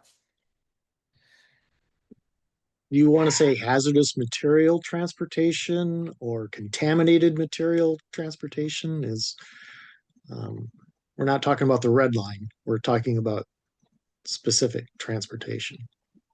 I think a lot of that is encompassed in the cleanup sequencing. Like that is like if Okay, again like if I would define cleanup sequencing, if I went to clean something up, that includes me cleaning it, making sure it's clean, removing it, taking that trash out. But again, that's just my definition. I'd feel better if I put the word hazardous in there. Um, is that okay? Sure. Actually, you know what? I'm sorry. Transportation. 'Cause we are concerned about the clean dirt too. I So, would just put a comma behind cleanup and put and sequencing slash actually or put the and in front of the cleanup. I apologize. Public transparency on no, never mind. I'm sorry. I'm misreading this. Ignore me.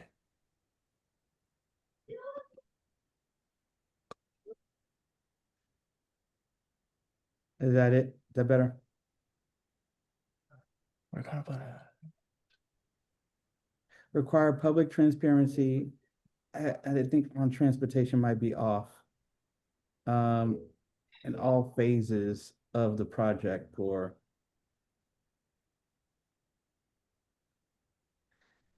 how about public transportation, transparency on all phases of the cleanup sequencing and remediation. perfect. So public require public transparency. transparency. On What did I just say? yeah, no, I require public transparency on all phases of the cleanup or of the remediation and cleanup sequencing for the former refinery. Thank you. Okay, remediation.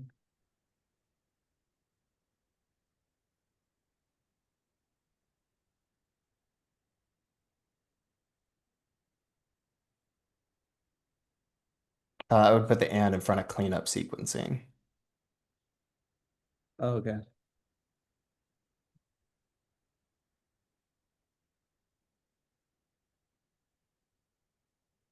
And then there's just an extra space in between the and cleanup. Thank you. All right. All right. Okay. And it's a green. That looks good to me if no one has any other comments. Dispose ownership and responsibility of hazardous materials. I answered my own question. Well, no, that's just of the removal. In my opinion, due to the fact that it says removal, that line does not need to be included because DECA and Phillips 66 will 100% identify that because one of them's going to have to pay for it. Is Phillips 66 going to pay for that or DECA? It's either going to be the people doing the development or the owner of the property. And that is 100% disclosed in their development agreement. I mean, but have they made a decision? I mean, they're utilizing DECA to fulfill the development of the land that they own.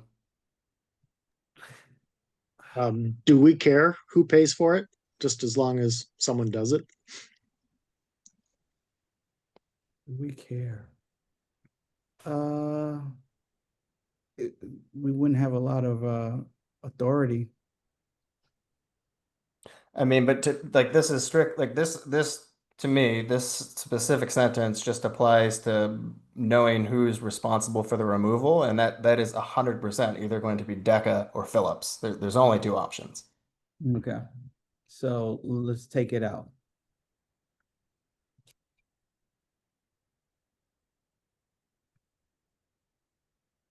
Okay, third-party monitoring and community oversight of soil and groundwater remediation. That is an absolute yes. Yeah, sounds great to me. And I go further into it, in a community advisory group level, to monitor this type of thing, that specific thing. All right, thank you, everybody, that we got through the cleanup section. Jobs and workforce, quality and longevity of jobs, you spoke to that, Garrett. There's opportunity to work with the workforce development, in partnership with, Harbor College. I believe they're already communicating with Harbor College already, but we'd like to see, you know, some career paths and some apprenticeship programs. Prioritizing, one of my issues was prioritizing next generation careers in clean energy technology and construction, not just warehouse labor. So I drastically agree with these points. They're great points. I would just want to kind of reference to Thomas. Is this some type of comment that we would be including in comments for an EIR? Just because I'm very unfamiliar with this process. Again, I love these comments and I think it's something they definitely should do. I just don't know about the scope of our comments in regard to the EIR.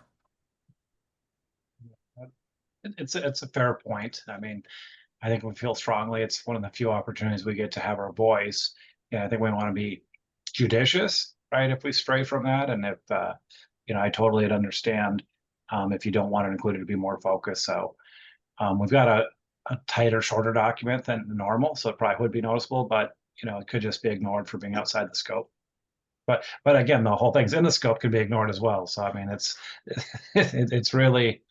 And I'm thinking of Diana, the success which I'm sure Linda was for, and maybe Rock was there for.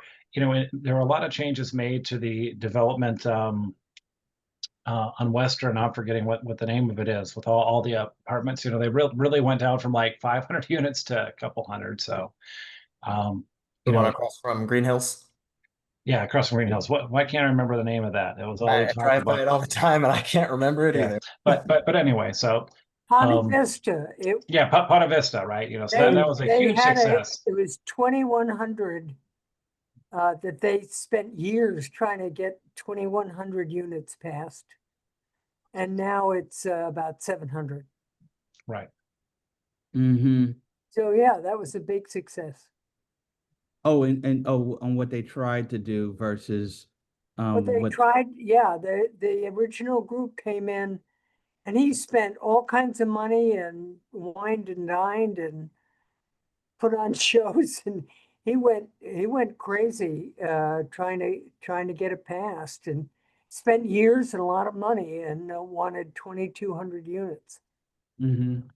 So here's a reason to keep it, because it's not always just the mayor or the council people that prohibit it too. It could allow some city agency, right, to know that there's community opposition. There's other methods, and you're going into this, Garrett, and probably Sam has to work with it, could be frustrated, but something that somebody pays more attention to might cause them to enforce something that might otherwise not be. The attention and enforcement might be less. I'm in a new role as a budget advocate. I just see the personnel department rescheduled. I'm meeting I was going to have with them tomorrow night, but like some of these folks, in the planning, city planning departments, I do think we could give them a tool so they could actually go to their bosses and say, hey, this is why I'm going to do that. Because you do have to pick and choose your battles, especially as I'm learning the budget in light of reduced resources, right? Unfortunately, it can be a good time to slip a lot of things through when there just aren't as many people at the wheel. Yeah, again, I love the comments. I just wanted to make sure that they were within the scope and they weren't going to just like, again, get drastically overviewed. But as you stated, they could just overview the whole entire document.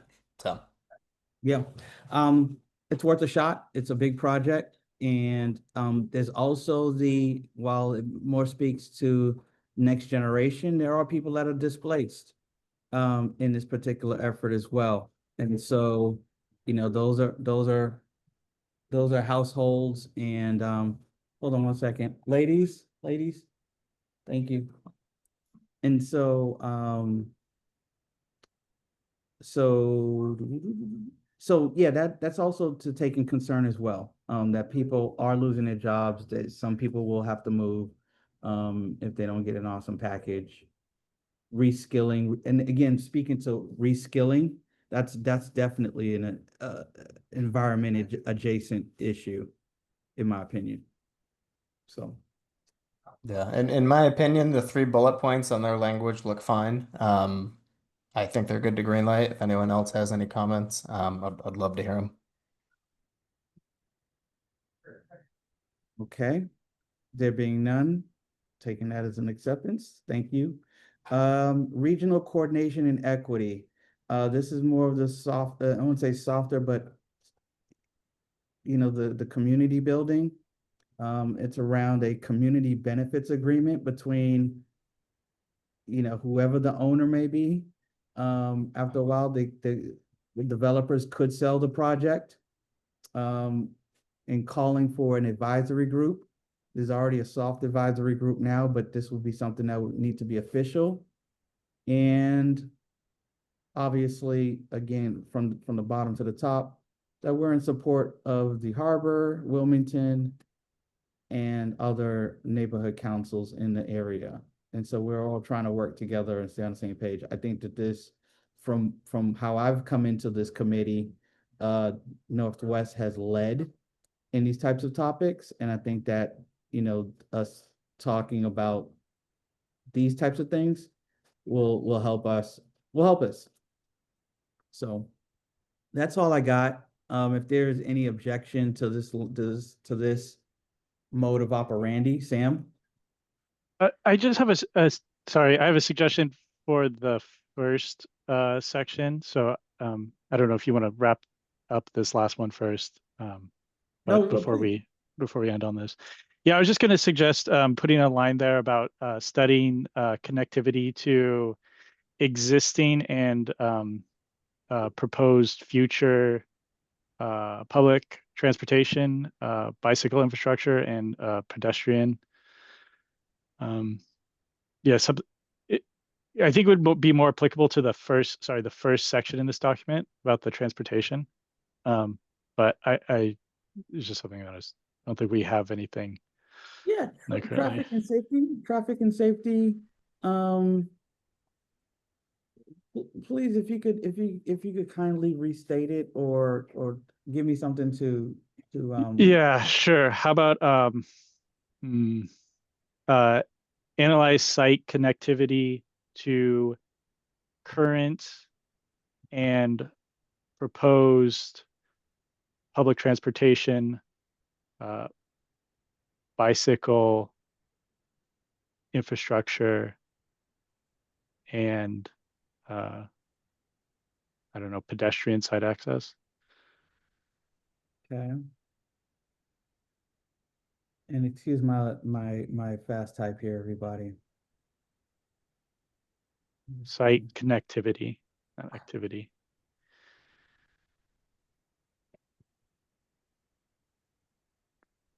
Analyze site connectivity to current and proposed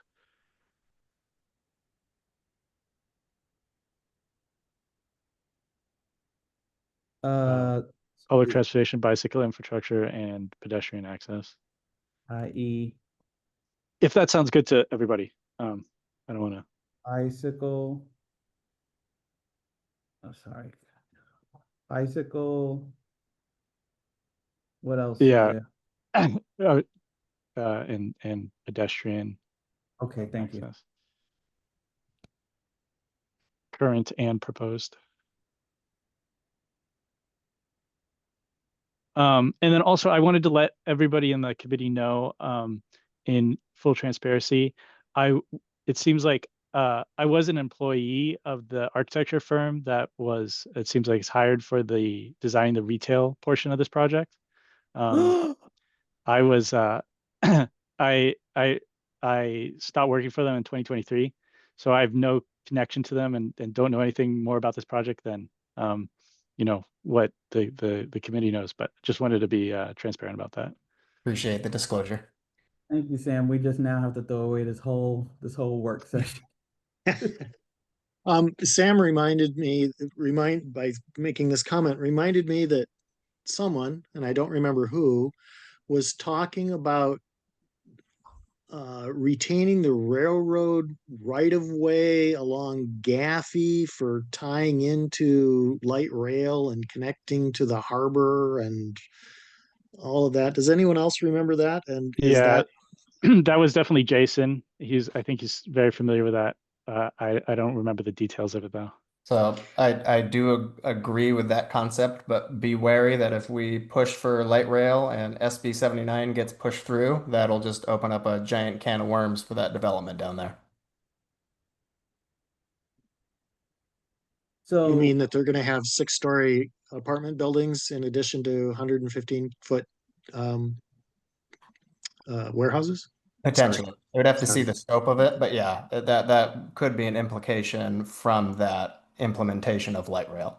And if SB 79 gets approved. So again, a lot of conditions to be met, but it could lead to an area to where that whole area then is encompassed under that half-mile or quarter-mile development, or excuse me, new zoning requirements for development within that quarter-mile or half-mile distance. Isn't the SB 79 talking about putting in high density housing? Isn't that only around transportation hubs, not necessarily any station? I mean, just a stop on a transportation line doesn't qualify. Am I correct? I have to look. So just recently, when they went to the Senate floor, they defined a lot of these terms as far as what they're defining that as. I can send you the link to it if you would like. I don't have an accurate answer to give you on that. Okay, thank you. Thank you. I'd appreciate that. Yeah, of course. thank you. And with 7 minutes on the clock, I'm going to, are we closed on, are we satisfactory at the last comment? I'm trying to get back to the right screen. Gosh. I would say so, but again, that's just me. Because we covered the entire document in full, and then Sam added that last final comment, and to me that we're good. Okay. All right. Thank you, everybody. Thank you for the trust in that. I'm gonna green. I'm actually gonna take out this line right here in real time. And I'm gonna green this. I added light rail to that first comment, Sam. Can we vote? Yeah, that sounds good. Can we vote on this document now rather than or does it need to be refined, edited further? It needs a small definition adjustment From that that. I think with the bright spot definition of clarity. I will create another sentence to define that, just so everybody knows ahead of time, so it won't be another 50-page definition. Well, but really, would that mean a special meeting just for? No. For definition or clarification, one, I think I feel comfortable doing that. If it was some type of nuance or if Pat adds something extra, that's totally different. But I think in order to avoid a special meeting before Friday, I move that we accept, and again, there's some there's some fluffy language. Or I don't say fluffy, but there's some overview and a focus language. But if we could have this approved for community position and help our council navigate with other councils, I think this is a good step. If another letter needs to come out or another position needs to come out that is different than ours, I will call a special meeting if that is the case. But this is at the moment our position in response to the NOP, as well as comments to be submitted before November 12th, 2025. I'll second that All- motion. Thank you. All those in favor, say aye. Aye. I I just real quickly, so then wouldn't we be able to technically vote on this just on the next meeting without rushing it? If it's due by November 12th, because it's October 8th.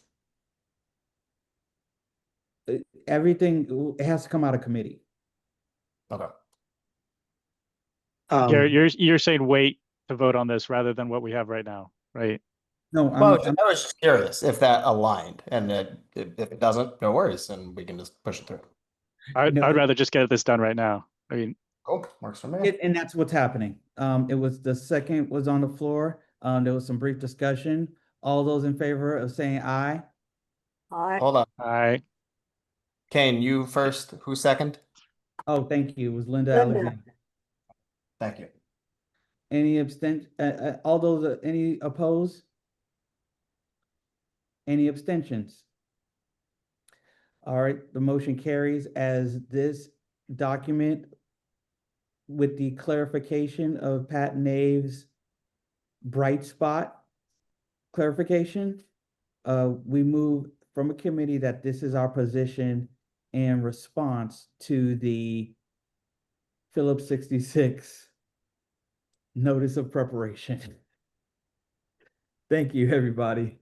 Sorry, Kane, one point. I'm sorry, we already voted on that, but the first sentence of that seemed read to my eyes read a little weird. Is looking to something. Can you share that again? Even though we already voted and approved the document. The first sentence seems a little funky. Okay. Is the Northwest San Pedro Neighborhood Council is looking to submitted detailed comments? Yeah, submit. Okay. Okay. Oh, I'm sorry. This was a some pre-meeting language. So Yeah, just need to remove the TED on the end of submitted. Well, you can make is looking to. It's like the Northwest Council submits detail is submitting. Very good, Linda. That's good.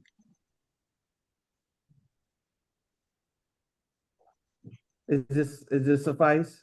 I think we agreed on is submitting, so it would need to be an is in front of submits, and submits would need to be changed to submitting.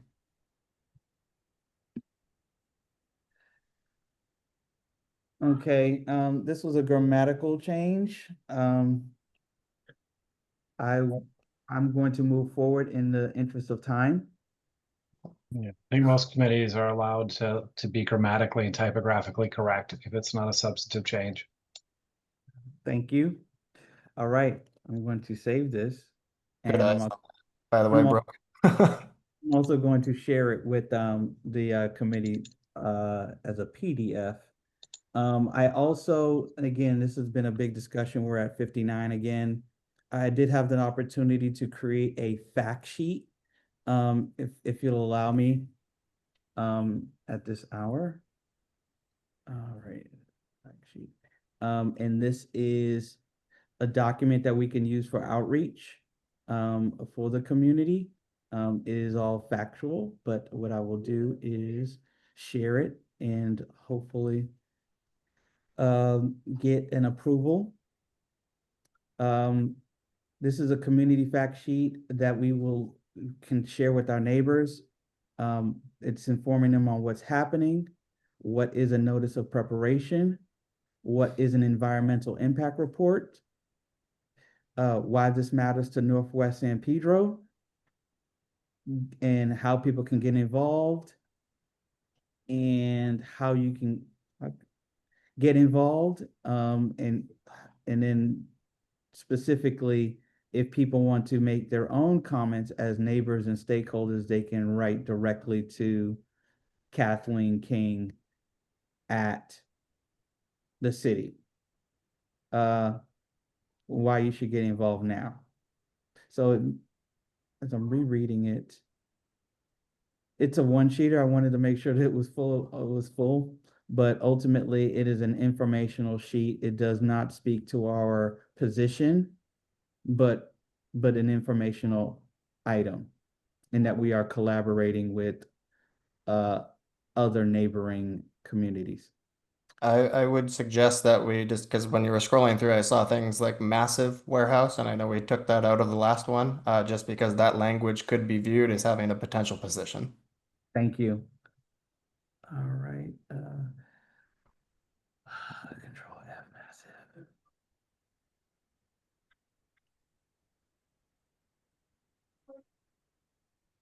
Okay.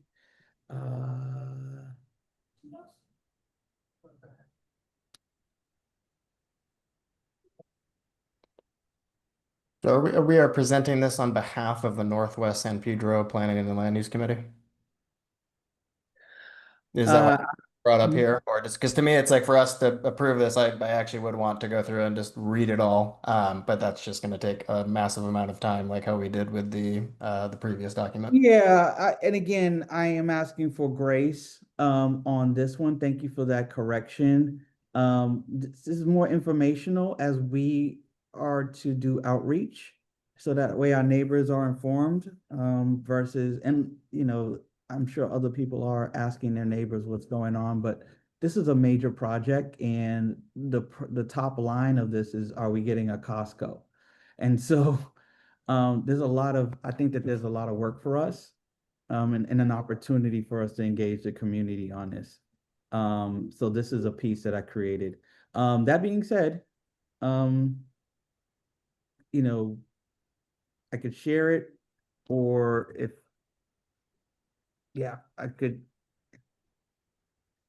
I'm gonna move, that, again, actually, no, I think it's out of order.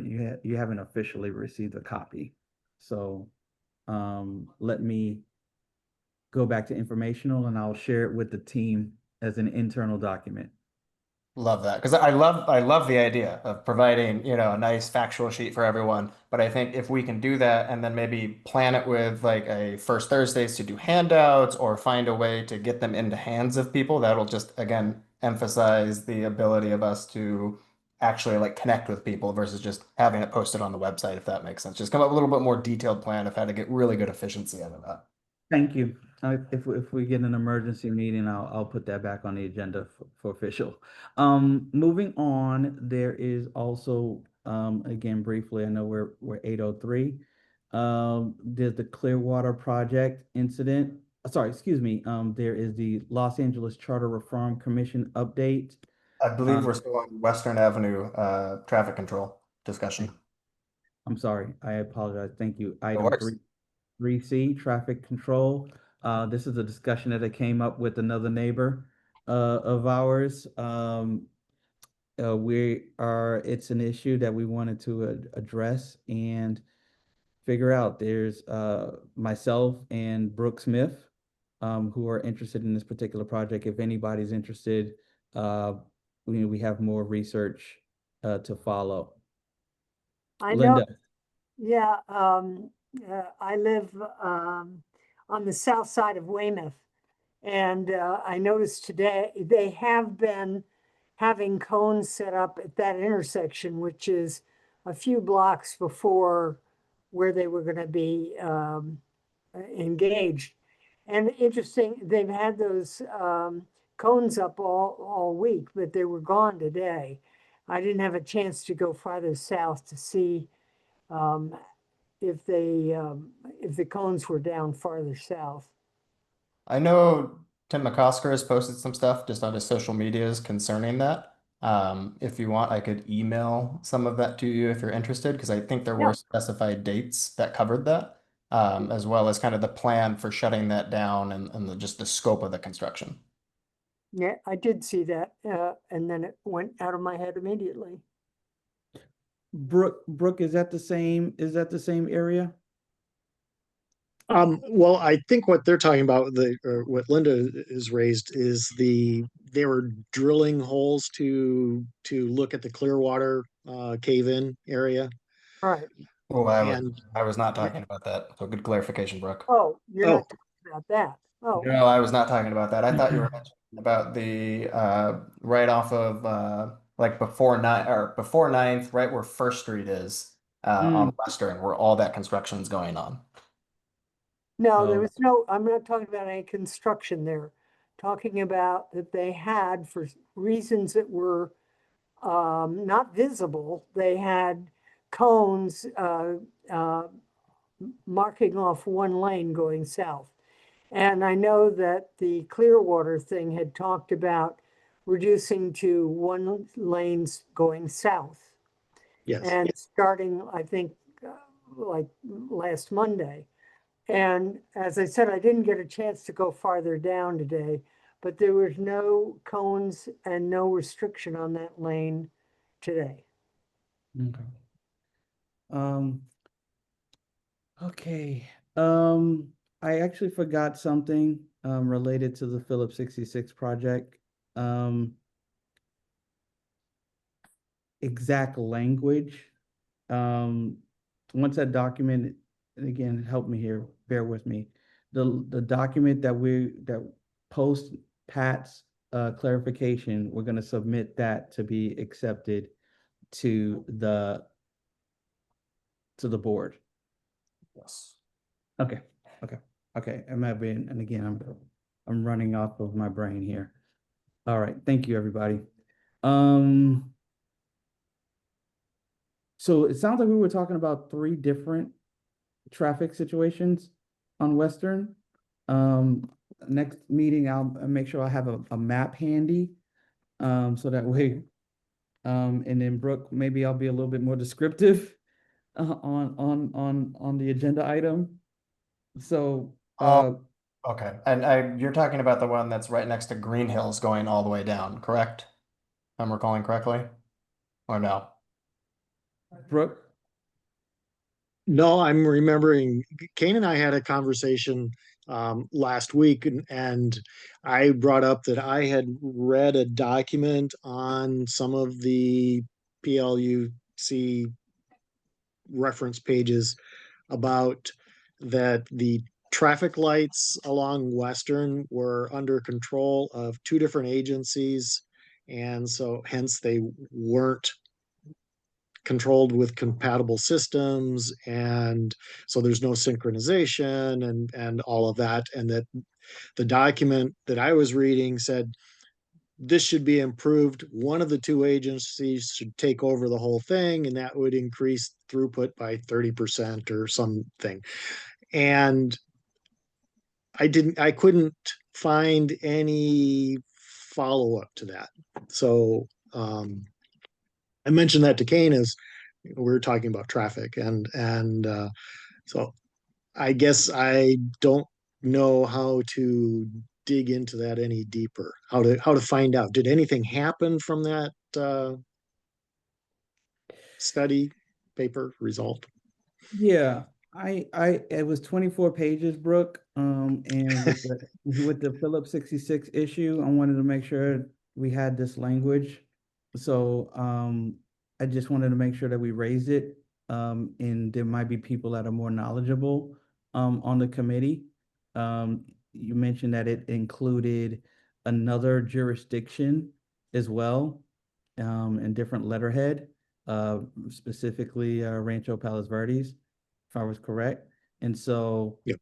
if there's anybody on the committee that has had any dealings with RPV, um, please let us know.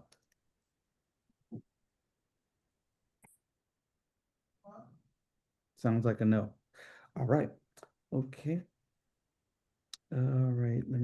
The next item is, and again, I'm speeding through here, the Los Angeles Charter Reform Commission update. There's a lot of conversation. I had an opportunity to attend the neighborhood congress. I participated in how would you change the city budget? How would you planning 101? And the last one was LA reform, where literally the person who wrote the book on modern Los Angeles said that there's too much special interest in Los Angeles. And so I'm going to be careful not to turn this into a political conversation, but it wasn't an exciting outlook when it came to LA reform. And so it's lots of different topics. I would encourage you, as we all know that Doug has been very vocal about that. Let's continue to dig in, because this is a city that has some significant deficits, housing crisis, homeless crisis, and somehow a multi-billion-dollar convention center was approved. I discovered that the city does not have a CFO.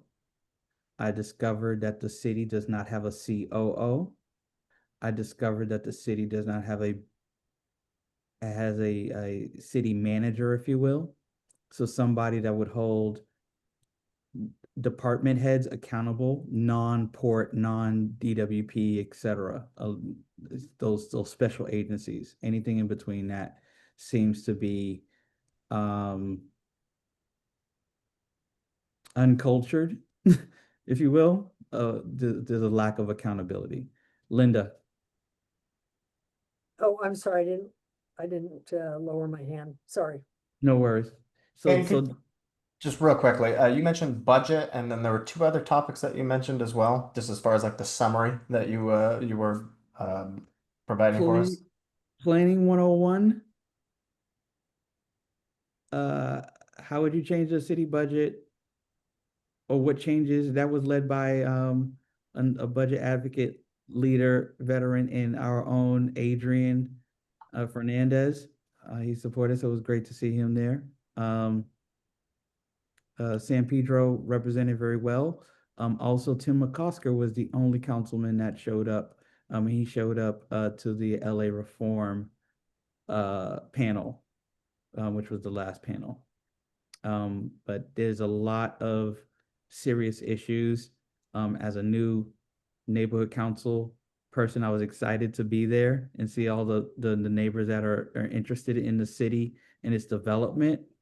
But there's some really difficult challenges, and so I would encourage everybody to get involved with some aspect of this LA Reform committees. They are recorded. How I deal with those 5-hour meetings is that I will add the link to my chat GPT, and it will give me a transcription and a summary of the meetings. But they are happening in physical locations, etc. The next item, Clearwater, specifically, I believe that there has not been a restart of this particular situation, and we're all on standby. There is a website that is available for updates. I did add myself to the list. As soon as if I see anything of significance, I will pass that along.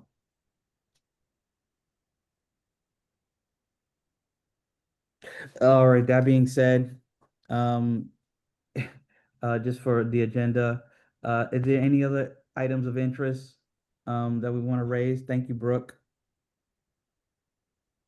Yeah, I'm not sure that this is of interest, but no, I'll be very brief because we're running way over time. But I live in the Gardens complex, which is along Westmont, just below Western, and that's where all the brown townhouses are and all that sort of stuff. I'm president of one of the 7 homeowners associations there. It's a fairly, I don't know, we have 140 units and we're a little bit over $1 million year budget. So it's not huge, but it's not small. The insurance companies, our insurance company dropped a bomb on me yesterday, the HOA insurance company.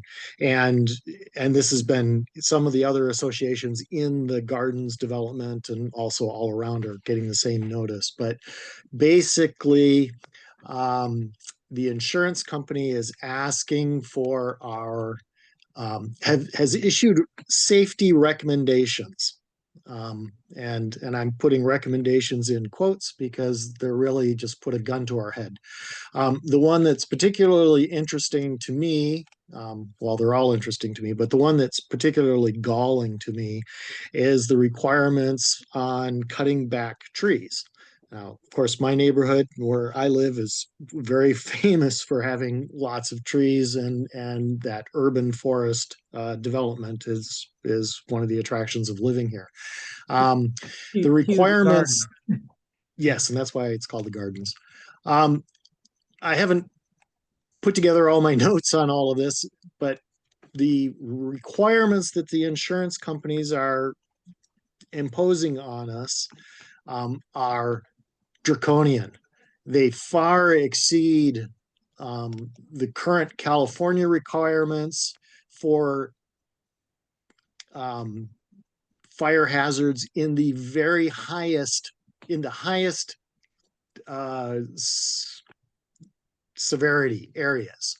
And they're requiring trees that they're requiring removal of trees that are, their restrictions are, sorry, I don't have all my thoughts together here. The restrictions are much more severe than the highest, very high severity zones in urban areas, and far exceed the fire department, LA City Fire Code, and on and on. I can quote where the difference is, but basically they're telling us that comply or else, and the unspoken threat is that premiums will be raised drastically or your policies will just not be renewed. And it would, in my association, it would require us to cut down probably 80% to 90% of our trees. And so the Gardens would now look like the Ponta Vista development, where there are no trees at all.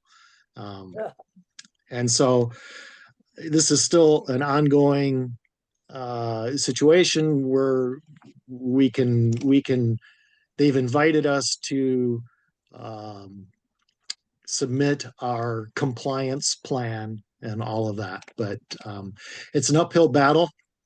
And it's also, we're kind of defenseless against as an individual association, we're defenseless against the might of the insurance industry of canceling our stuff. I know 2 of the associations, 2 out of the 7 associations in the Gardens being faced with similar threats, recommendations, excuse me, not threats, recommendations from their insurance company, basically removed all of the trees that were over 30 feet tall. And so we're caving in one by one because we're given no choice. But this is I guess I'm asking for, is there any way we can push back on some of this? I know that there was just You went mute. Yourself, Brooke. You muted yourself.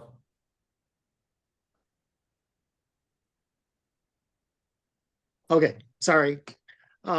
There's a LA City has a community forest advisory committee, which is working on increasing the canopy, basically how to put more trees in and all of that. And I know Tim McCusker is very interested on that committee. I don't know if you know Gwendolyn Henry. She's the secretary of that committee. She's representing CD 15. So I guess I'm thinking that we should be aware of this, and I'm soliciting suggestions for how can we fight back. Is this something that perhaps Tim McCusker might be interested in? Well, what I'd say, Brooke, is, you should write a resolution, and I know Gwen worked with her. If she has one, we can look at that and endorse it. I know she cares very much and would be very freaked out by what you're telling me. I'm concerned, this is a planning issue, so let's write it out and vote on it and speak. But then I also am going to recommend you consider reaching out directly to Assemblymember Mike Gibson. I've talked to him in interactions I know with Cal State. In his office, I know he has been worried about insurance companies taking advantage of Kia drivers. They jacked up the rates, and he was somebody I understand was influential in working with, because it's a powerful lobby insurance, but it's really a state regulation thing. So I'd encourage you not only to have us speak, but if you really want to get your association and try to bring it up to Mike Gibson, because I think it was that, and there was another insurance issue, and you might talk to Axel or somebody in Tim McCoster's office about, like you should talk to Senator Laura Richardson, and try to get some movement in the state there to find out what's going on, because that just seems unconscionable and moving us backwards, right? So you're not forced to, because you don't have to have insurance, but most of us can't afford to lose a almost $1 million investment on a house, right? So it's and so that's the wildfires are being used as justification, I think, for a lot of things. I also wanted to comment, Kane, and thank you for going to the meeting I wasn't able to go to, but as a budget advocate, get updates. We meet, every other week, and was so proud to see San Pedro. Adrian and Melanie are the other one. So we were one of only 2 districts to all show up at the last Zoom meeting, right? So we are being really well represented there. And I don't think it's political to say that it just seems, kind of ridiculous when we're broke, we're laying people off, that we found money, the city found money for this convention center, right? I don't know that we need to take action on that, but normally they're supposed to pay for themselves, right? That's kind of, and I'm really curious about, Garrett's probably studying this, right? How we get tricked as taxpayers into paying for things we don't need, because it starts out with the first one, well, you build it and then it's never big enough. So it's a never ending thing that you have to keep building it. So if the auxiliary, which is independent, not draining our coffers from our tax money, wants to do things that it makes sense, it doesn't make sense. Like there's, I think, 30 years of history showing very few, if any, cities have ever really gotten any promised return to the taxpayer. And it just seems like the wrong time. We're rebuilding after a fire. We don't need to look at those jobs. So I'm so glad to hear, because I had a little bit of work in planning, design of what you got to see. I would ask for your feedback. I heard the main organizer complain that we got the worst, the budget advocates, I don't know if you saw them at all, but they got the worst space at that event. So did you even see them?